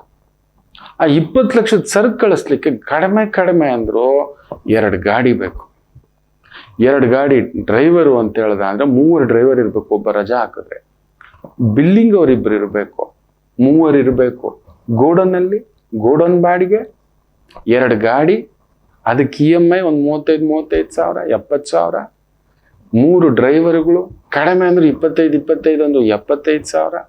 ಸೊ ಅಲ್ಲಿಗೆ 1.5 ಲಕ್ಷ ಆಗೋಯ್ತು.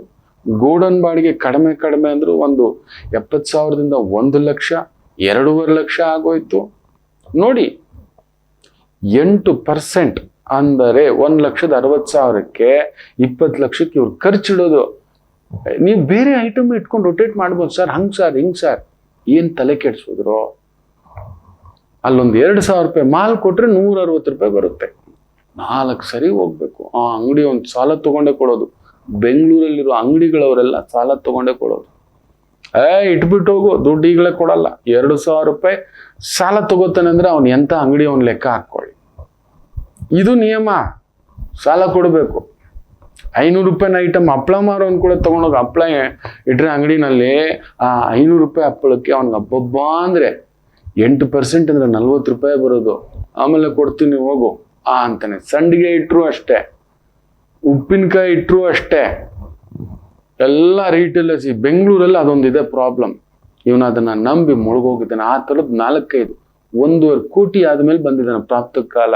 ಅರ್ಧ ಆದ್ಮೇಲೆ ನೋಡಿ ಪ್ರಾಪ್ತ ಕಾಲದ ಥರ ಏನಯ್ಯ ಮಾಡ್ಕೊಂಡಿದ್ದಿ, ಮೊದಲೇ ನನಗೆ ಆ ಬಲ ಇದೆಯಾ, ವೈದಿಕವಾಗಿ ಬಲ ಇದೆಯಾ, ವ್ಯವಹಾರ ಬಲ ಜಾತಕದಲ್ಲಿ ಇದೆಯಾ, ಇಲ್ಲ ಒಂದು 4 ಪಾಪ ಆ ಹೆಣ್ಮಗು ಆ ತಾಯಿ ಜೀವ ಹೀಗೆ ಬಿಕ್ತಿದೆ. ಹಾಗೇ ಆ ಮಗು ನೋಡ್ತಿದ್ರೆ ಕಣ್ಣಲ್ಲಿ ನೀರು. ನೋಡಿ ಹಿಂಗಾದ್ಮೇಲೆ ಇವನು ನೋಡಿ ಪ್ರಾಪ್ತ ಕಾಲ ಆ ಮೀನುಗಾರರ ಆ ಒಂದು ಏನು ಹಾಕಿದನೆಲ್ಲ ಹಿಡ್ಕೊಂಡು ಹೆಂಡತಿ ಮಕ್ಕಳು ಗಾಬರಿ ಪಡ್ತಿದ್ರೆ ದೊಡ್ಡ ಕೆರೆ ಹತ್ರ ಬರ್ತಾರೆ. ದೊಡ್ಡ ಕೆರೆ ಒಣಗಿಲ್ವಲ್ಲ, ಪ್ರಶಸ್ತವಾಗಿದೆ, ಹಿಂಗೆ ಒದುರ್ತಾನೆ, ತೊಳಿಲಿಕ್ಕೆ ಆ ಈ ಕೆಸರೆಲ್ಲ ಹಾಗೆ ಬಿಚ್ಕೊಂಡು ಓಡೋಗ್ಬಿಡೋಣ, ಬಾಯಿ ಬಿಟ್ಬಿಟ್ಟು ನಾವಿವಾಗ ಪಂಜರದಲ್ಲಿ ಸಿಕ್ಕಾಕೊಂಡಂಗೆ ಇದ್ದೀವಿ ಅನ್ನೋ ಥರ ಅಂತ ಹೇಳ್ತಾನೆ ಪ್ರಾಪ್ತ ಕಾಲ. ದೀರ್ಘದರ್ಶಿ ಅವನ ಹೆಂಡತಿ ಮಕ್ಕಳು ಪೂರ್ತಿ ಸಿಕ್ಕಾಕೊಂಡಿದ್ದಾರೆ, ಬರೀ ಸೂಕ್ತಿಗಳು ಹೇಳ್ತಿದ್ದಾನೆ, ಯೋಚನೆ ಮಾಡಿಲ್ಲ ಪೂರ್ತಿಯಾಗಿ. ಬಂದು ನೀರಿನಲ್ಲಿ ಹಿಂಗೆ ಹಾಕಿ ಆ ಮೀನುಗಳನ್ನ ತೊಳಿತಿದ್ರೆ ಪುಟ್ಕು ಅಂತ 4 ಜನ ಇದ್ರಲ್ಲ ಹೆಂಡತಿ ಮಕ್ಕಳು ಎಸ್ಕೇಪ್ ಆಗ್ಬಿಟ್ರು ದೊಡ್ಡ ಕೆರೆನಲ್ಲಿ. ಬಾ ಬದುಕಿದ್ವೇ ಬಡಜೀವೇ ಅಂತ ಒಂದು ದೀರ್ಘ ಬರೀ ಸೂಕ್ತಿಗಳು ಹೇಳ್ತಿದ್ದವನು, ಗಾದೆಗಳು ಹೇಳ್ತಿದ್ದವನು ಮುಳುಗು ನೀರು ತಗೊಂಡೋಗಿ ಮಸಾಲೆ ಮಾಡಿ ಆರದು ತಿಂದುಕೊಂಡ್ರು.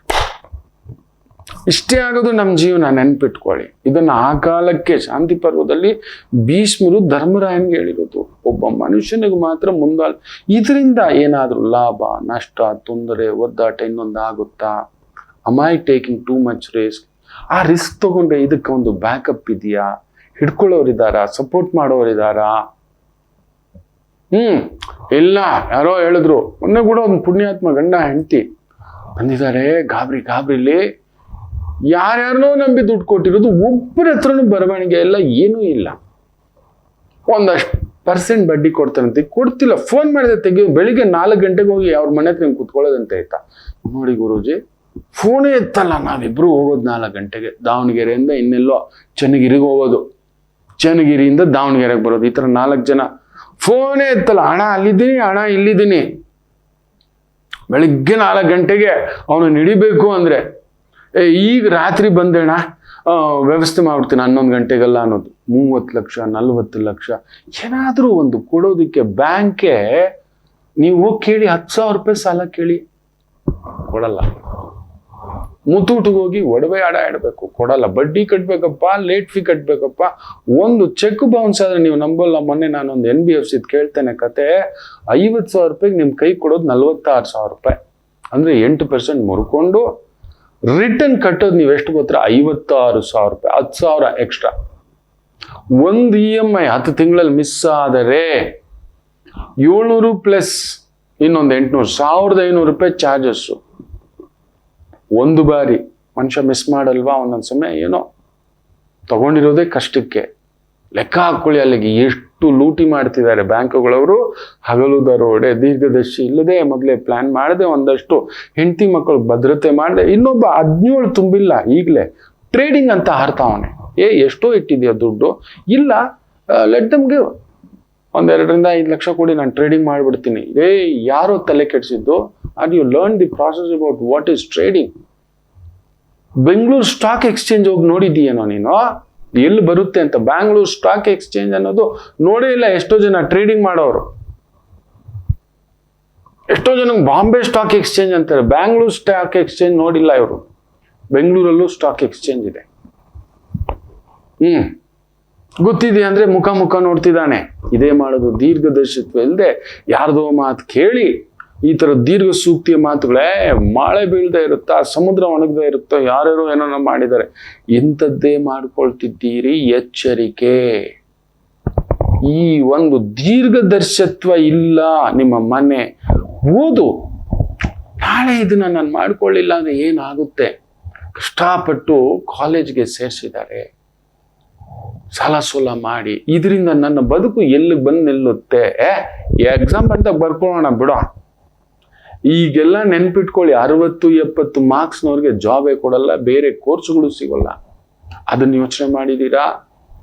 ಸಿ ಯುವರ್ ಪರ್ಸೆಂಟೇಜ್, ನಿಮ್ಮ ಫೋಕಸ್, ನಿಮ್ಮ ಒಂದು ಏಕಾಗ್ರತೆ ಅನ್ನೋದನ್ನ ಒಂದು 90+ ಇದ್ರೇನೆ ಒಳ್ಳೆ ಮೆಡಿಕಲ್ ಸೀಟ್ ಸಿಗೋದು, ಒಳ್ಳೆ ಇಂಜಿನಿಯರಿಂಗ್ ಕಾಲೇಜ್ ಸಿಗೋದು. ಅರ್ಧಂಬರ್ಧ ಇಲ್ಲ, ಬಂದು ಹಿಂಗ್ ಅನ್ಕೊಂಡು ಕುತ್ಕೊಳ್ಳೋದು.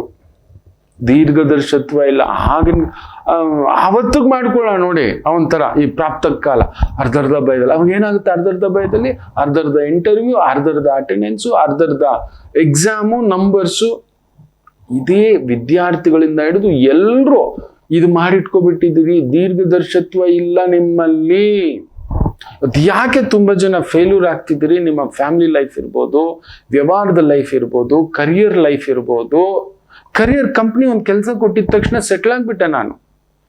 ಬೇರೆ ಇನ್ನೊಂದು ಅಡ್ವಾನ್ಸ್ ಗೊತ್ತು. ಇವತ್ತೆಲ್ಲ ನಾಳೆ ನಾನು ಹೋಗು ಅಂದ್ರೆ ನನಗೆ ಅದಕ್ಕೆ ಬೇಕಾದಂಥದ್ದು ಬೇರೆ ಇನ್ನೇನಾದ್ರೂ ನನ್ನ ಹತ್ರ ಅಡ್ವಾನ್ಸ್ಡ್ ಕಲ್ತ್ಕೊಂಡಿದ್ದಾನ, ತಿಳ್ಕೊಂಡಿದ್ದಾನ. ಮೊನ್ನೆ ನನ್ನ ಗೆಳೆಯ, ನೀನು ಅವತ್ತು ಹೇಳಿದೆ ರವಿ, 10 ವರ್ಷದ ಹಿಂದ್ಗಡೆನೆ ಮಾಡೋ one day they will give you a role and they will ask you are you capable to handle ಅಂತ. ಒಂದು MBA in project management, planning management ಪಕ್ಕದಲ್ಲಿ ಇಟ್ಕೊಳ್ಳೋ, ನನ್ನ ಮಾತು ಕೇಳೋ. So they asked him. ಇಲ್ಲ ಅಂದಿದ್ದಾನೆ, ಕೊಟ್ಟಿದ್ದಾರೆ, ಅವ್ನಿಗೆ ಹ್ಯಾಂಡಲ್ ಮಾಡಕ್ ಬಂದಿಲ್ಲ. 40 ಹುಡುಗರನ್ನ ಬಿಟ್ಟೋಗ್ತಾ ಇರೋ ಅನ್ನೋ ಥರ ಪ್ರೆಷರ್ ಹಾಕ್ಬಿಟ್ರು. ಮೊದಲೇ ಅದಕ್ಕೆ ಬೇಕಾಗಿರ್ತಕ್ಕಂಥದ್ದನ್ನ ಕುಶಾಗ್ರ ಅನ್ನತಕ್ಕಂಥದ್ದು, ಅದೇ ಕೌಶಲ್ಯ ಅಂದ್ರೆ ಅದೇ ತಗೊಂಡ್ಬಿಟ್ಟಿದ್ರೆ, ನೀವು ತಿಳ್ಕೊಂಡಿದ್ದಿದ್ರೆ ಅತ್ತೆ ಮನೆಗೆ ಸೊಸೆಯಾಗಿ ಬಂದ್ರಿ. ಅತ್ತೆಗೇನ್ ಬೇಕು? ಅದಕ್ಕೆ ನಿಶ್ಚಿತಾರ್ಥ ಮದುವೆಯ ಮಧ್ಯೆ ಒಂದಷ್ಟು ಮಾತುಕತೆ ಮಾಡಿಕೊಂಡು ಒಂದು 30 ದಿನ 60 ದಿನ 90 ದಿನ ಟೈಮ್ ತಗೊಳ್ಳೋದೇನಕ್ಕೆ ಗೊತ್ತಾ? ಅರ್ಥ ಮಾಡ್ಕೊಳ್ಳಿ. ನಮ್ಮ ಅತ್ತೆ ಹೇಗೆ, ನಮ್ಮ ಮಿಸ್ಸಸ್ ಅವ್ರ ಅಮ್ಮ ಅಪ್ಪ ಹೇಗೆ, ಅವ್ರ ಮನೆಯವ್ರು ಹೇಗೆ, ಅವ್ರ ಜವಾಬ್ದಾರಿಗಳೇನಂತ ಅಳಿನ್ಗೊಂದು ಹೊಸದಾಗಿ ಬರೋ ಗಂಡು ತಿಳ್ಕೋಬೇಕು. ನನ್ನ ಹುಡುಗಿ ಹೇಗೆ, ಅವಳು ಒಂದು 50,000 ದುಡಿತಿದ್ದಾಳೆ, ಅವ್ರೊಂದು ಸಾಲ ಮಾಡ್ಕೊಂಡಿದ್ದಾರೆ, ಅದ್ರಲ್ಲಿ ಒಂದು 25-30,000 ಮನೆಗೆ ಕೊಡ್ತಿದ್ದಾಳೆ, ಒಂದು 20,000 ಎತ್ತಿಟ್ಟು ಅದರಲ್ಲೇ ಚೀಟಿ ಪಾಟಿ ಹಾಕಿ ಒಂದಷ್ಟು ಒಡವೆ ದುಡ್ಡು ಎತ್ತಿಟ್ಟು ಮದುವೆ ಮಾಡ್ತಿದ್ರೆ ನನ್ನ ಭಾರ ಆಗಬಾರ್ದು, ಅವ್ರ ಮನೆಗಿದೆ. ಇದನ್ನ ತಿಳ್ಕೋಬೇಕು. ಮಾತಾಡ್ತಾ ಇಲ್ಲವೇ ಇಲ್ಲ. ನಾನು ಆ ಮನೆಗೆ ಹೋದಾಗ ನನ್ನ ಅತ್ತೆಗೆ ಈ ಥರದ ಆಸೆ ಇದೆ, ಆಕೆ ಸುಸ್ತಿದೆ, ಬೆಳಿಗ್ಗೆ ಎದ್ದು ಒಂದು ಕಾಫಿ ಕೇಳ್ತಾರೆ, ನಾನು ಕಾಫಿ ಕಲಿಬೇಕು. ನಾನು ಒಲೆ ಹತ್ರನೇ ಹೋಗಿಲ್ಲ. ದೀರ್ಘದರ್ಶಿತ್ವ ಇಲ್ಲವೇ ಇಲ್ಲ. ಅವರಿಗೆ ಸ್ವಲ್ಪ ಮಡಿ, ಸರಿ ಸೀರೆ ಕಟ್ಟೋಣ, ಒಂದು ದೀಪ ಹಚ್ಚೋಣ, ಅದನ್ನೊಂದು ಕಲ್ತ್ಕೊಳ್ಳೋಣ, ಇಲ್ಲವೇ ಇಲ್ಲ. ನಾನು ಜೀನ್ಸೇ ಹಾಕೋದು, no no no no no no ಅನ್ನೋ ಥರ. ಮತ್ತೇನಕ್ಕೆ ಮದುವೆ ಆಗ್ತಿದ್ರಿ? ಸಂಬಂಧ ದೀರ್ಘದರ್ಶಿತ್ವ ಇಲ್ಲ, ಅವ್ನು ಕೊರ್ಗೋದು. ಹೇಳೋ ಆಗಿಲ್ಲ, ಇರೋ ಆಗಿಲ್ಲ, ದೀರ್ಘದರ್ಶಿತ್ವ. ಅವನು ಅದನ್ನ ನೋಡು, ನಮ್ಮ ಮನೇಲಿ ಹಿಂಗಿರುತ್ತೆ ಪುಟ್ಟ, ರೂಮ್ ಒಳಗಡೆ ಬಂದಾಗ ಜೀನ್ಸ್ ಹಾಕೋ, ಶಾರ್ಟ್ಸ್ ಹಾಕೋ, ತೊಂದರೆ ಇಲ್ಲ. ಹೊರಗಡೆ ಇದ್ದಾಗ ಅವ್ರು ಹಾಳು ಬರಲ್ವಾ, ನೊಂದ್ಕೋಬಿಡ್ತಾರಲ್ವಾ? ಒಂದು ದೇವಸ್ಥಾನಕ್ಕೆ ಗೋಕರ್ಣಕ್ಕೆ ಅಂತ ಹೋಗಿ ಗೋಕರ್ಣನಾಥನ್ ನೋಡಿದ್ದಾಯ್ತು, ಆ ಪರಮೇಶ್ವರನನ್ನ. ಅಲ್ಲೇ ಬೀಚ್ ಇದೆ, ಒಂದು ಜೀನ್ಸ್ ಹಾಕೊಂಡು ಶಾರ್ಟ್ಸ್ ಹಾಕೊಂಡು ಆಡ್ಬಿಟ್ಟು ಬನ್ನಿ. ದೊಡ್ಡವ್ರ ರೂಮ್ನಲ್ಲಿ ಇರ್ತಾರೆ, ಮೆಲ್ಲಗೆ ಬರೋವಾಗ ಹಂಗೆ ಡ್ರೆಸ್ ಚೇಂಜ್ ಮಾಡ್ಕೊಂಡು ಹಿಂಗೆ ಬನ್ನಿ. ಅವ್ರಿಗೂ ಗಾಯ ಇಲ್ಲ, ನಿಮಗೂ ನೋವಿಲ್ಲ. ಎಲ್ಲ ಬ್ಯಾಲೆನ್ಸ್ ಮಾಡುವಂಥ ದೀರ್ಘದರ್ಶಿತ್ವವೇ ಇಲ್ಲ. ನನ್ನ ಗಂಡ ಯಾವಾಗ ನೋಡಿದ್ರು ದೇವಸ್ಥಾನಕ್ಕೆ ಕರ್ಕೊಂಡು ಹೋಗ್ತಾನೆ, ನನ್ನ ಫಾಸ್ಟ್ ಲೈಫಿಗೆ ಇಲ್ಲವೇ ಇಲ್ಲ, ಪಬ್ ಇಲ್ಲ, ಕ್ಲಬ್ ಇಲ್ಲ, ಜೀನ್ಸ್ ಇಲ್ಲ, ಇದೆಲ್ಲ ಬಂದ್ಬಿಟ್ಟಿದೆ. ಏನೇನೋ ಬಂದು ದೀರ್ಘದರ್ಶಿತ್ವ. ಒಂದು ಕುಟುಂಬವನ್ನ ಪೋಷಿಸೋದು, ರಕ್ಷಿಸೋದು, ಪಾಲಿಸೋದು, ಮಕ್ಕಳೇ ದೀರ್ಘದರ್ಶಿತ್ವ ಇಲ್ಲ. ಏನಾಗ್ಬಿಡುತ್ತೆ, ನಾನು ದುಡಿತಿರೋದೆ, ಅವನು ದುಡಿತಿರೋದೆ. ಇನ್ನೂ ಒಂದು ಹೆಣ್ಮಗು 50,000 ಸಂಬಳ, 5 lakhs ಪ್ಯಾಕೇಜ್ ಗೊತ್ತಾ? ಸರ್ ನೀನ್ ಕೇಳ್ತಿರೋ ಹುಡುಗನ ಪ್ಯಾಕೇಜ್ ಎಷ್ಟು ಗೊತ್ತಾ ನಿನ್ ಮಗಳು ಅಂದೆ. ಕೇಳಿ ಸ್ವಾಮಿ ಅಂತ. She is asking 15 lakhs package. ಹುಡುಗ ಬೇಕು, 6 pack ಹುಡುಗ ಬೇಕು, 6 feet ಹೈಟ್ ಇರಬೇಕು, ಮನೆ ಇರಬೇಕು, ಕಾರ್ ಇರಬೇಕು, BMW ಇರಬೇಕು. 50,000 5 lakh ಪ್ಯಾಕೇಜ್ ಕೈಗೆ ಬರೋದು 30,000. 30,000ದಲ್ಲಿ 30,000 ರೂಪಾಯಿ ಬಾಡಿಗೆಗೆ ಹೊರಟೋಯ್ತು. ಒಳ್ಳೆ ಲಿಫ್ಟ್ ಇರೋ, ಕಾರ್ ಪಾರ್ಕಿಂಗ್ ಇರೋ, ಸ್ವಿಮ್ಮಿಂಗ್ ಪೂಲ್ ಇರೋ ಮನೆನ ನೀವು ಬಾಡಿಗೆಗೆ ಹೋದ್ರಿ ಅಂದ್ರೆ, ಫ್ಲಾಟ್ ಅಪಾರ್ಟ್ಮೆಂಟ್ ಹೇಳ್ತಿರೋದು, ಮನೆಗೆ ಹೋದ್ರಿ ಅಂದ್ರೆ ಇಲ್ಲೇ ನೋಡಿ ನನ್ನ ಆಫೀಸ್ ಪಕ್ಕದಲ್ಲಿ ಇಲ್ಲೊಂದಿದೆ, 65,000 ರೂಪಾಯಿ ಮನೆ ಬಾಡಿಗೆ ಅಂತೆ. ಬರೀ ಒಂದೇ ಒಂದು ಸ್ವಿಮ್ಮಿಂಗ್ ಪೂಲ್ ಇದೆ ಅಷ್ಟೇ, ಸೆಕ್ಯೂರಿಟಿ ಇದೆ, ಲಿಫ್ಟ್ ಇದೆ, ಇನ್ನೇನು ಇಲ್ಲ. ಅಮ್ಮ ರಾಮಚಂದ್ರ ಅನ್ಕೊಂಡೆ. 65,000 ನನ್ನ ತಮ್ಮನ ಯಾರೋ ಹಾಕಿದಾನೆ, ಅಲ್ಲೆಲ್ಲೋ ನಂದಿ ಹತ್ರ 4 ಲಕ್ಷ ರೂಪಾಯಿ ಬಾಡಿಗೆ ಮನೆ ಅಂತೆ ತಿಂಗಳಿಗೆ. ಶ್ರೀರಾಮಚಂದ್ರ ಅಂದೆ, ಇದರಪ್ಪ ಎಂಥದ್ದು ಅಂತ. ನಮಗ್ ಗೊತ್ತೇ ಇಲ್ಲ, ಕೇಳೇ ಇಲ್ಲ. ನಿನ್ನ 50,000 ರೂಪಾಯಲ್ಲಿ ಬರೋ ಕೈಯಲ್ಲಿ 30-35,000 ರೂಪಾಯಿ ಅಷ್ಟೇ. CTC ಎಷ್ಟು ಬರುತ್ತೆ ಅನ್ನತಕ್ಕಂಥದ್ದು ನೋಡಿ. ಹ್ಯಾಂಡ್ ಟೇಕ್ ಹೋಮ್ ಏನ್ ಮಾಡ್ತೀರಿ? ದೀರ್ಘದರ್ಶಿತ್ವ. ಅದಕ್ಕೆ ಅವ್ನು 1.5 ಲಕ್ಷ ಬರಬೇಕು, ಸ್ವಂತ ಮನೆ ಇರಬೇಕು. ಅವನು ಅದೇ ಕೇಳ್ತಾನೆ, ನನಗೆ 1.5 ಲಕ್ಷ 2 ಲಕ್ಷ ಸಂಬಳ ಬರುತ್ತೆ ಅಂದ್ರೆ ನಿನಗೆ ಎಷ್ಟು ಅಷ್ಟೇ ಸಮ ಬರಬೇಕು ಅಂತಾನೆ. ನೀನು ಹಾಗೆ 6 pack ಇರಬೇಕು ಅಂತಾನೆ. ಸ್ಮಾರ್ಟ್ ಇರಬೇಕು, ಬುದ್ಧಿ ಇರಬೇಕು, ವಿದ್ಯೆ ಇರಬೇಕು, ಅಂದ ಇರಬೇಕು, ಚಂದ ಇರಬೇಕು. ನಿನಗೆ ನಮ್ಮಮ್ಮ ಅಪ್ಪ ಬೇಡ ಅಂದ್ರೆ ನೀನು ನಿಮ್ಮಮ್ಮ ಅಪ್ಪನ ನೋಡ್ಬೇಡ. ನಾನು ಪಬ್ಗೆ ಹೋಗೋದು ಕೇಳಬೇಡ ಅಂದ್ರೆ ನೀನು ಪಬ್ಗೆ ಹೋಗೋದು ಕೇಳಲ್ಲ. ಇವೆಲ್ಲ ಬರ್ತವೆ. ಅದಕ್ಕೆ ಇವತ್ತೆಲ್ಲ ಸಂಸಾರಗಳು ಯಾಕೋ ಮನೆಯೊಂದು 3 ಬಾಗ್ಲಲ್ಲ, ಮದುವೆ ಆಗೋಕ್ ಮೊದಲೇ 6 ದಾರಿ ಆಗ್ಬಿಟ್ಟಿದೆ. ದೀರ್ಘದರ್ಶಿತ್ವ ಇಲ್ಲ, ಒಂದು ಪ್ಲಾನಿಂಗ್ ಇಲ್ಲ, ಸಾಲ ಮಾಡಿ ನೆತ್ತಿ ಮೇಲೆ ಇಟ್ಕೊಬಿಡೋದು. BP ಶುಗರ್ಗಳು 30-35ಕ್ಕೆಲ್ಲ ತಂದಿಟ್ಕೊಂಡ್ಬಿಡೋದು. ಹಾರ್ಟ್ ಅಟ್ಯಾಕು ಇನ್ನೇನು ದಿನ 4-40 ಆಗುದಿರಾ. ಇಷ್ಟು ಟೆನ್ಷನ್ ನೀವು ಇಟ್ಕೊಂಡ್ರೆ ಈಗಲೇ ದೀರ್ಘದರ್ಶಿತ್ವ ಇಲ್ಲ. ಆ ಪ್ರಾಪ್ತಕಾಲಂತರ ಅವಂದಾಗ ನೋಡೋಣ ಬಿಡು, ಈ ಕ್ರೆಡಿಟ್ ಕಾರ್ಡ್ ಸ್ವೈಪ್ ಮಾಡಿ, ಆ ಕ್ರೆಡಿಟ್ ಕಾರ್ಡ್ ಸ್ವೈಪ್ ಮಾಡಿ, ಹಿಂಗೆ ಮಾಡಿ ಇಟ್ಕೊಬಿಟ್ಟಿದೆ. ಬದಲಾಗಿ ಮಕ್ಕಳೇ, ಬದಲಾಗಿ. ಸಣ್ಣ ಒಂದು ಚೇಂಜಸ್ ನಿಮ್ಮ ಲೈಫನ್ನೇ ಚೇಂಜ್ ಮಾಡುತ್ತೆ. ಮಾಡ್ಕೋತೀರಿ ಅಂತ ಅನ್ಕೋತಾನೆ. ಮಾತೃದೇವೋ ಭವ. ನಮಾಮಿ ಶಂಕರ. ನನ್ನ ಪ್ರೀತಿಯ ಆಧ್ಯಾತ್ಮಿಕ ಬಂಧುಗಳೇ, ಪ್ರತಿಯೊಬ್ಬರ ಜೀವನದಲ್ಲೊಂದು ಕೆಲವೊಂದು ಪ್ರಶ್ನೆಗಳಿರುತ್ತೆ, ಉತ್ತರವಿಲ್ಲದ ಪ್ರಶ್ನೆಗಳಿಲ್ಲ. ಅಂಥದ್ದೊಂದು ಸಮಸ್ಯೆ ಇದೆಯಾ? ಜ್ಯೋತಿಷ್ಯ ಮುಖೇನ ಹಾಗೂ ಆಧ್ಯಾತ್ಮಿಕ ಮುಖೇನ ನಿಮ್ಮ ಪ್ರಶ್ನೆಗಳಿಗೊಂದು ಪುಟ್ಟ ಸಮಾಧಾನ.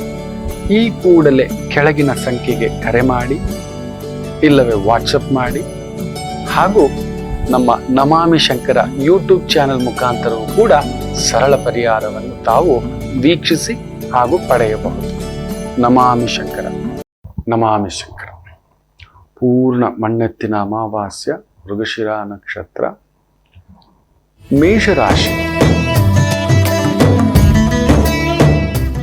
ಚಂದ್ರ ಕುಜನ್ ಸಾರದಲ್ಲಿದ್ದು ಕುಜ ಕೇತು ಸಾರದಲ್ಲಿದ್ದಾನೆ. ಆ ಕೇತು ವಿಶೇಷವಾಗಿ ಸೂರ್ಯನ ಸಾರದಲ್ಲಿರತಕ್ಕಂಥ ಒಂದು ಭಾವ. ಸೂರ್ಯ ಕೂಡ ನಿಮ್ಮ ಮನೆಯಲ್ಲೇ ಕುಳಿತಿದ್ದಾನೆ ರಾಹು ಸಾರದಲ್ಲಿ. ಒಂದು ರೀತಿ ಕುಜ ಕೇತು ಸೂರ್ಯ ರಾಹು ಕನ್ಫರ್ಮ್ ಹೇಳ್ತಾನೆ, ದೊರೆಮಟ್ಟದ ವ್ಯಕ್ತಿಗಳು, ದೊರೆಮಟ್ಟದ ಅಧಿಕಾರಿಗಳು ಒಂಥರ ನೋವು ನಂಜೆ. ಅಲ್ಲಿ ನೋಡಿ ಸ್ಕ್ಯಾಂಡಲ್ಗಳು, ಇನ್ನೊಂದು ಅವಮಾನವಲ್ವಾ? ನಿಮ್ಮನ್ನ ನಾವು ಓಟ್ ಹಾಕಿ ಕಳಿಸಿದ್ರೆ ಈ ಥರ ಬಡವ್ರ ದುಡ್ಡು ತಿನ್ನು, ಇನ್ನೊಂದು ಸ್ಕ್ಯಾಂಡಲ್ ಮಾಡು, ಇನ್ನೊಂದು ಹಗರಣಗಳು ಮಾಡು, ಎಲ್ಲರೂ ಚೋರುಗುರು ಚಂಡಾಳ ಶಿಷ್ಯರು ಹಾಕ್ಬಿಟ್ಟಿದ್ದಾರೆ. ಇವ್ರು ಬಂದಾಗ ಇವ್ರ ಮೇಲೆ ಹಾಕು, ಅವ್ರು ಬಂದ್ಮೇಲೆ ಇವ್ರು ಹಾಕು. ಇವ್ರು ಬಂದು ಕುತ್ಕೊಳ್ಳಿರೋದೇ ಇದು ಲೂಟಿ ಮಾಡೋಕೆ. ಒಂದೇ ಒಂದು ಸಿಮೆಂಟ್ ರೋಡ್ ನೋಡ್ಬಿಟ್ಟಂದ್ರೆ ಭಯ ಬಡ್ಕೋಬೇಕು. 11 ರಿಂದ 15 ಕೋಟಿ, ಯಾರು ಕೇಳೋನೇ ಇಲ್ಲ. 1 ಕಿಲೋಮೀಟರ್ಗೆ 11 ರಿಂದ 15 ಕೋಟಿ ಆಗುತ್ತೆ ಸಿಮೆಂಟ್ ರೋಡ್ ಹಾಕ್ಲಿಕ್ಕೆ.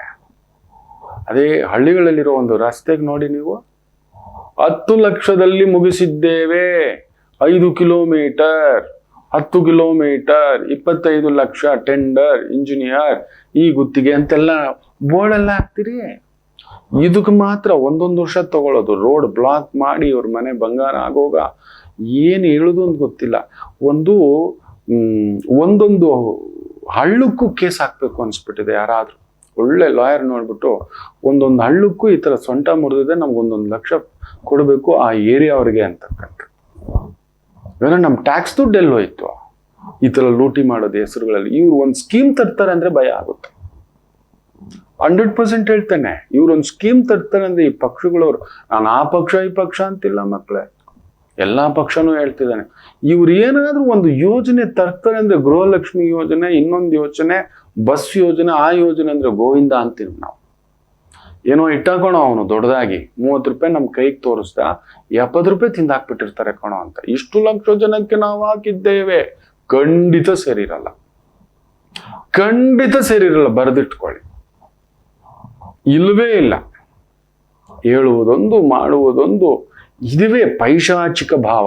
ನೋಡಿ ಎಲ್ಲಿರೋದು ಚಂದ್ರ ಕುಜನ್ ಸಾರ, ಕುಜ ಕೇತು ಸಾರ, ಕೇತು ಸೂರ್ಯನ್ ಸಾರ, ಸೂರ್ಯ ರಾಹು ಸಾರ. ಇನ್ನೇನಾಗುತ್ತೆ, ರಾಹು ಕೇತುಗಳೇ ಸೇರ್ಕೊಂಡಿದೆ. ರಾಹು ಕೇತು ಕುಜ ಸೂರ್ಯ ದೊರೆಗೆ, ರಕ್ಷಣೆಗೆ, ಪೊಲೀಸ್ಗೆ, ಈ ಒಂದು ಆಡಳಿತಾತ್ಮಕ ಅಧಿಕಾರಿಗಳಿಗೆ ತಲೆನೋವು ತಪ್ಪಿದ್ದಲ್ಲ. ಕುಜ ಕೇತು ಭೂಮಿಗೆ ಸಂಬಂಧಪಟ್ಟಂಥದ್ದು ಹಗರಣಗಳು, ರಕ್ಷಣಾ ಇಲಾಖೆಗೆ ಸಂಬಂಧಪಟ್ಟಂತ ಹಗರಣಗಳು, ವಸತಿ ಹಗರಣಗಳು, ಪೊಲೀಸ್ ಇಲಾಖೆಯ ಹಗರಣಗಳು, ರಿಕ್ರೂಟ್ಮೆಂಟ್ ಹಗರಣಗಳು, ಈ ತರದೆಲ್ಲ ಸಿಕ್ಕಾಬಟ್ಟೆ ಬರ್ತಕ್ಕಂಥದ್ದಾಗುತ್ತೆ. 100% ನೋಡ್ಕೊಳ್ಳಿ. ಇರ್ಲಿ, ಮೇಷರಾಶಿ ಅವ್ರು ದೊಡ್ಡವ್ರು ಬಿಡಿ ಸ್ವಾಮಿ, ಆದ್ರೂ ನಿಮಗೆ ಎಚ್ಚರಿಕೆ ಕೊಡೋದು ನನ್ನ ಕರ್ತವ್ಯ. ಮೇಷರಾಶಿ ಚಂದ್ರ ವಿಶೇಷವಾಗಿ ಮೃಗಶಿರ ನಕ್ಷತ್ರದಲ್ಲಿ ಕುಳಿತು ಆ ಕುಜ ಪಂಚಮದಲ್ಲಿ ಕುಳಿತಿದ್ದಾನೆ. ಗರ್ಭಿಣಿ ಸ್ತ್ರೀಯರ ಎಚ್ಚರಿಕೆ, ದೂರದ ಪ್ರಯಾಣಗಳಲ್ಲಿ ಎಚ್ಚರಿಕೆ, ಒಳ ಹುಟ್ಟಿದವರಿಂದ ಸಹಕಾರ ಸ್ವಲ್ಪ ಬರುತ್ತೆ. ನಿಮ್ಮ ಬಲ ಸ್ವಲ್ಪ ಕಡಿಮೆಯೇ. ಒಡ ಹುಟ್ಟಿದವರು ಆತ್ಮೀಯರಿಂದ ನಿಮ್ಗೊಂದು ಸಪೋರ್ಟ್, ನಿಮ್ಮ ಸಂಗಾತಿಗೆ ಬಲ ಇರುತ್ತೆ. ಡೈವರ್ಸ್ ಕೇಸುಗಳಿದ್ರೆ ಕನ್ಫರ್ಮ್ ಕಾಂಪ್ರಮೈಸ್ ಅಲ್ಲಿ ಹೋಗ್ಬಿಡಿ, ಇಲ್ಲಾಂದ್ರೆ ಜೈಲಿಗೆ ಹೋಗುವಷ್ಟು ಮಟ್ಟಕ್ಕೆ ತಲೆನೋವು, ಜೈಲು, 12ನೇ ಮನೇಲಿ ಶನಿ, ಎಚ್ಚರಿಕೆ. ಇನ್ನು ವೃಷಭ ರಾಶಿ, ಕೋಪೋದ್ರಿಕ್ತರಾಗ್ತೀರಿ. ವಿಪರೀತ ಕೋಪ ಒಳ್ಳೆಯದಲ್ಲ, ವಿಪರೀತ ಆತುರ ಒಳ್ಳೆಯದಲ್ಲ. ಜಾಗ್ರತೆ, ತಲೆಬಾಗಿ ನಿಂತರೆ ಎಲ್ಲ ನಿಮ್ಮದು ಅಂತ ನಿನ್ನೆಯ ಸಂಚಿಕೆಯಲ್ಲಿ ಹೇಳಿದ್ದೆ. ಇವತ್ತು ಅದನ್ನೇ ಹೇಳ್ತಿದ್ದೇನೆ. ವೃಷಭಂ ಇವತ್ತೆಷ್ಟು ಸಮಾಧಾನವಾಗಿರ್ತಾರೋ ಎಲ್ಲ ಗೆಲ್ತೀರಿ. ಮಿಥುನ ರಾಶಿ ಚೆನ್ನಾಗಿದೆ. ರಿಯಲ್ ಎಸ್ಟೇಟ್ ಕನ್ಸಲ್ಟೆಂಟ್, ವಾಹನ ಕನ್ಸಲ್ಟೆಂಟ್, ಭೂಮಿ ಕನ್ಸಲ್ಟೆಂಟ್, ಕೃಷಿ ಕನ್ಸಲ್ಟೆಂಟ್ ರೀತಿಯ ವೃತ್ತಿ, ಉದ್ಯೋಗ, ಅದ್ಭುತ ಪ್ರಗತಿ. ಅದರಲ್ಲೂ ಭೂಮಿಗೆ ಸಂಬಂಧಪಟ್ಟಂಥದ್ದು, ಟೆಕ್ನಿಷಿಯನ್ ವಿದ್ಯೆಗಳು. ಇನ್ನು ಕರ್ಕಾಟಕ ರಾಶಿ, ಇಂಜಿನಿಯರಿಂಗ್ ವಿಭಾಗ, ಪೊಲೀಸ್ ವಿಭಾಗ, ಸರ್ಜರಿ ವಿಭಾಗ, ಸರ್ಜನ್ಗಳಾಗಿದ್ದೀರಿ. ಮನೆ ಕಟ್ಟಿಸುವಂಥ ಇಂಜಿನಿಯರ್ಗಳಾಗಿದ್ದೀರಿ, ಪೊಲೀಸ್ ಇಲಾಖೆ, ಎಲೆಕ್ಟ್ರಿಸಿಟಿ ಬೋರ್ಡ್ ಇಲಾಖೆ, ಒಂಚೂರು ತಲೆನೋವು ತಪ್ಪಿದ್ದಲ್ಲ ನರಸಿಂಹಾಷ್ಟಕಂ ಕೇಳತಕ್ಕಂಥದ್ದು ಮಾಡಿ, ಅಟ್ಲೀಸ್ಟ್ ನರಸಿಂಹ ಸೂಕ್ತಿ, ಓಂ ಉಗ್ರಂ ವೀರಂ ಮಹಾವಿಷ್ಣುಂ ಜ್ವಲಂತಂ ಸರ್ವತೋಮುಖಂ ನರಸಿಂಹಂ ಭೀಷಣಂ ಭದ್ರಂ ಮೃತ್ಯುಂ ನಮಾಮ್ಯಾಂ, ಇದನ್ನಾದ್ರೂ ಒಂದು ಸಣ್ಣದಾಗಿ ಜಪ ಮಾಡ್ಕೊಳ್ಳಿ. ಇನ್ನು ವಿಶೇಷವಾಗಿ ಸಿಂಹರಾಶಿ,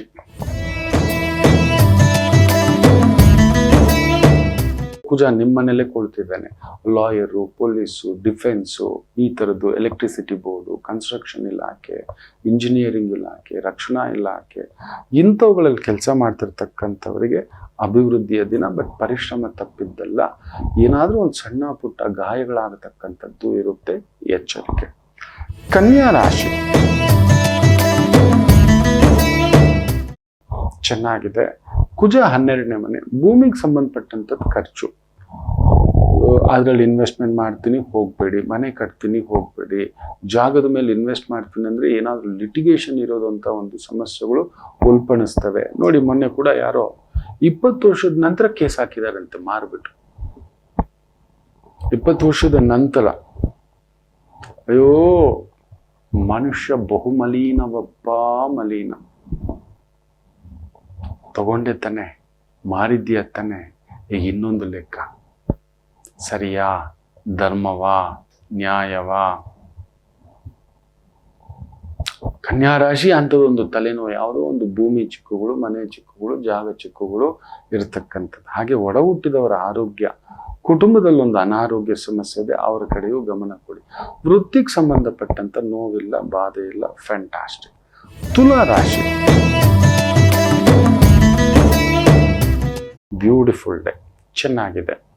ವೃತ್ತಿ, ಉದ್ಯೋಗ, ಓಡಾಟ ಎಲ್ಲವೂ ಅನುಕೂಲಕರ. ದಶಮಾಧಿಪತಿ ಭಾಗ್ಯದಲ್ಲಿದ್ದಾನೆ, ಭಾಗ್ಯಾಧಿಪತಿ ದಶಮ, ಇಬ್ಬರು ಪರಿವರ್ತನೆ ಆಗಿರೋದ್ರಿಂದ ವೃತ್ತಿ ಉದ್ಯೋಗಗಳಲ್ಲಿ, ಅದರಲ್ಲೂ ಇಂಜಿನಿಯರಿಂಗ್ ವಿಭಾಗದ ವೃತ್ತಿ ಉದ್ಯೋಗಗಳು ವಿಶೇಷ. ನೀರಾವರಿ ಇಲಾಖೆ, ಕೃಷಿ ಇಲಾಖೆ, ಈ ಒಂದು ಫಾರೆಸ್ಟ್ ಇಲಾಖೆ, ಇಂಥವುಗಳಲ್ಲಿ ಕೆಲಸ ಮಾಡ್ತಿರ್ತಕ್ಕಂಥವ್ರಿಗೆ ಅನುಕೂಲ ಸಿಂಧು. ವೃಶ್ಚಿಕ ರಾಶಿ, ಚಂದ್ರಾಷ್ಟಮ, ಕುಜ ಕೂಡ ಏನೋ ಕಟ್ಟಿ ಹಾಕದಂಥ ಒಂದು ಪ್ರಭಾವ. ನರದೌರ್ಬಲ್ಯ ಸಮಸ್ಯೆಗಳು ಬರುತ್ತೆ, ರಕ್ತಹೀನತೆ ಸಮಸ್ಯೆ ಬರುತ್ತೆ, BP ಸ್ವಲ್ಪ ವೇರಿಯೇಷನ್ ಆಗತಕ್ಕಂಥದ್ದೆಲ್ಲ ಆಗುತ್ತೆ. ರೆಗ್ಯುಲರ್ ಆಗಿ ಒಂದು ಸ್ವಲ್ಪ ಬೀಟ್ರೋಟ್, ಕ್ಯಾರೆಟ್ ಈ ಥರದ್ದು ಸೇವಿಸ್ತಕ್ಕಂಥದ್ದು. ಹಣ್ಣುಗಳನ್ನು ಒಂದು ಸ್ವಲ್ಪ ತಿಂತಾ ಬನ್ನಿ. ನೀವು ಸ್ವಲ್ಪ ಹಣ್ಣುಗಳು ತಿನ್ನೋಲ್ಲ, ಬೇರೆ ತಿಂತೀರಿ ನೀವು. ಬೇರೆ ತಿಂತೀರಿ, ಫ್ರೈಸು, ಗ್ರಿಲ್ಸು, ಕಚ್ಕ. ಇದೆಲ್ಲ ಸ್ವಲ್ಪ ಕೆಲವರಿಗೆ ಜಾಸ್ತಿ ಅಭ್ಯಾಸಗಳು. ಸ್ವಲ್ಪ ಆಷಾಢ ಅಲ್ವಾ, ಕಡಿಮೆ ತಿನ್ನಿ, ಅದೆಲ್ಲ ಹಣ್ಣುಗಳು ತಿನ್ನಿ. ಬೇಯಿಸಿದ ಗೆಡ್ಡೆ, ಮುಖ್ಯವಾಗಿ ಸಿಹಿಗೆಣಸು ಒಂದಷ್ಟಿತ್ತು, ಒಂದು ಸಣ್ಣ ಪೀಸು ನಿತ್ಯ ತಿನ್ನತಕ್ಕಂಥದ್ದು ಮಾಡಿ. ಮೆಗ್ನೀಷಿಯಂ ಚೆನ್ನಾಗಿರುತ್ತೆ, ನಿಮ್ಮ ಬೋನ್ಸ್ಗೆಲ್ಲ ತುಂಬ ಒಳ್ಳೆಯದಾಗ್ತಕ್ಕಂಥದ್ದು. ಆರೋಗ್ಯದ ಕಡೆ ಗಮನ ಕೊಡಿ. ಧನುಸು ರಾಶಿ, ಕೇಂದ್ರದಲ್ಲಿ ಚಂದ್ರ, ಗುರುಚಂದ್ರ ಯೋಗ ಚೆನ್ನಾಗಿದೆ. ದೊಡ್ಡ ದೊಡ್ಡ ಲ್ಯಾಂಡ್ ಡೆವಲಪರ್ ಆಗಿದ್ದೀರಾ, ಲ್ಯಾಂಡ್ ಪಾರ್ಸಲ್ಗಳಿದೆ, ದೊಡ್ಡ ಇನ್ವೆಸ್ಟ್ಮೆಂಟು, ಕನ್ಸ್ಟ್ರಕ್ಷನ್ನು, ರಿಯಲ್ ಎಸ್ಟೇಟು, ವಾಹನಗಳು, ಇಂಥ ಒಂದು ಉದ್ಯೋಗ, ಕೆಲಸ ಕಾರ್ಯ, ಎಲೆಕ್ಟ್ರಿಸಿಟಿ ಬೋರ್ಡು, ಪವರ್ ಸೆಕ್ಟರು ಅನುಕೂಲಕರ. ಮಕರ ರಾಶಿ, ವೃತ್ತಿ ಚೆನ್ನಾಗಿದೆ, ಬಟ್ ಆರೋಗ್ಯದ ಕಡೆ ಗಮನ ಕೊಡಿ. ದೂರ ಪ್ರಯಾಣ, ಯಾರಾದ್ರೂ ಗೊತ್ತಿಲ್ದಿರೋರ ಹತ್ರ ಕಿರಿಕಿರಿ, ಒಡ ಹುಟ್ಟಿದವ್ರ ಹತ್ರ ಕಿರಿಕಿರಿ, ಸಂಬಂಧಗಳ ಹತ್ರ ಕಿರಿಕಿರಿ, ಹತ್ತಿರದವ್ರ ಹತ್ರ ಕಿರಿಕಿರಿ ಆಗ್ತಕ್ಕಂಥದ್ದಿರುತ್ತೆ. ಸುಮ್ಮನಿರಿ. ಅಷ್ಟೊಂದು ಕುಜ ಇರೋದ್ರಿಂದ ಅತಿರೇಕಂ, ಉದ್ರೇಕಂ, ಉನ್ಮತ್ತಂ. ನೀವು ಅಷ್ಟು ಸುಬ್ರಹ್ಮಣ್ಯರ ದರ್ಶನ, ಪೂಜೆ, ಒಂದು ಬೆಲ್ಲದ ದೀಪ, ಬೆಲ್ಲದಿಂದ ಹಾಕಿರ್ತಕ್ಕಂಥ ಹೋಳಿಗೆ, ಒಂದು 9 ಹೋಳಿಗೆ ಮಾಡಿ ಹಂಚಿಸ್ತಾ ಬನ್ನಿ. ಕುಜ ಜುಲೈ 28 ನಂತರ ಒಳ್ಳೇದಾಗುತ್ತೆ. ಲಾಭಾಧಿಪತಿ ಭಾಗ್ಯಕ್ಕೆ ಬರ್ತಾನೆ, ಒಳ್ಳೇದಾಗುತ್ತೆ. ಅದಕ್ಕೋಸ್ಕರ ಹೇಳ್ತಿದ್ರೆ ಅಷ್ಟನ್ನು ಮಾಡ್ಕೊಳ್ಳಿ. ಕುಂಭರಾಶಿ, ಪಂಚಮದಲ್ಲಿ ಚಂದ್ರ, ಕುಜನ್ ಸಾರದಲ್ಲಿರೋದನ್ನ ಒಂದು ಸ್ವಲ್ಪ ಟೆನ್ಷನ್ಗಳು, ಉದ್ಯೋಗಕ್ಕೆ ಸಂಬಂಧಪಟ್ಟಂಥದ್ದು, ವೃತ್ತಿಗೆ ಸಂಬಂಧಪಟ್ಟಂಥದ್ದು ಆಗತಕ್ಕಂಥದ್ದಾಗುತ್ತೆ. ಎಚ್ಚರಿಕೆ. ಏನೋ ಒಂದು ನಿಮ್ ಬಲ ಹಾಕ್ತಿದ್ದೀರಿ, ನಡೀತಿಲ್ಲ, ಬಲ ಹಾಕ್ತಿದ್ದೀರಿ, ಆಗ್ತಿಲ್ಲ. ಯಾವುದಾದ್ರೂ ಮನೆಯ ಬಳಿ ಗ್ರಾಮ ದೇವಿ, ಅಲ್ಲೊಂದು ಪುಟ್ಟದಾಗಿ ನಿಂಬೆಹಣ್ಣಿನ ದೀಪ ಹಚ್ತಕ್ಕಂಥದ್ದು, ಸಿಹಿ ಪೊಂಗಲ್ ಥರ ಮಾಡಿಬಿಟ್ಟು ಒಂದು 9 ದಿನ, ಒಂದು 18 ದಿನ, ಒಂದು 27 ದಿನ, ಒಂದು 3 kg ಆದರೂ ಪ್ರಸಾದವಾಗಿ ಹಂಚ್ತಕ್ಕಂಥದ್ದು. ಶರಣಾಗತಿ ಅಮ್ಮ ದಾರಿ ತೋರಿಸುವಂತ ಒಂದು ಹೆಜ್ಜೆ ಹಾಕಿ ಗೆಲುವು ನಿಂತು. ಇನ್ನು ವಿಶೇಷವಾಗಿ ಮೀನರಾಶಿ, ಸ್ವಂತ ಮನೆ, ಸ್ವಂತ ಜಾಗ ಅನ್ನತಕ್ಕಂಥದ್ದು ಏನಾದರೂ ಕಟ್ಲಿಕ್ಕೆ ಪ್ರಯತ್ನ ಮಾಡ್ತಿದ್ರೆ ಯಶಸ್ಸುಂಟು. ಸ್ವಲ್ಪ ಸಾಲ ಆಗ್ತಕ್ಕಂಥದ್ದಾಗುತ್ತೆ. ದೀರ್ಘದರ್ಶಿಯಾಗಿ ಬಂದಾಗ ನೋಡೋಣ, ಪ್ರಾಪ್ತ ಕಾಲಂತರ ಆ ಥರ ಕೆಲ್ಸಕ್ಕೆ ಹೋಗ್ಬೇಡಿ. ಇಲ್ಲ ದೀರ್ಘ ಸೂತ್ರಂತರ ಏನಾಗಲ್ಲ ಯಾವಾಗಲೂ ಫ್ಲೋ ಇರುತ್ತೆ ಬಿಡ ಅನ್ನೋ ಒಂದು ಧಾವಂತಕ್ಕೆ ಹೋಗ್ಬೇಡಿ. ನಿಮಗೆ ವೈಬ್ರೇಷನ್ ಇದ್ದೇ ಇರ್ತಕ್ಕಂಥ ವ್ಯಯಾಧಿಪತಿಯು ಶನಿಯೇ, ಲಾಭಾಧಿಪತಿಯು ಶನಿಯೇ, ಚೆಕ್ಮೇಟ್ ಇಟ್ಟೇ ಇರ್ತಾನೆ ನಿಮಗೆ. ಅದೊಂದು ನೋಡ್ಕೊಂಡು ಹೆಜ್ಜೆ ಹಾಕಿದ್ರೆ ಅಂದ್ರೆ ನಿಮಗೆ ಸೋಲಿಲ್ಲ. ಇಷ್ಟು ಮಾಡ್ಕೋತೀರಿ ಅನ್ಕೋತೇನೆ. ಎಲ್ಲರಿಗೂ ಒಳ್ಳೆಯದಾಗಲಿ. ಮಾತೃದೇವೋ ಭವ.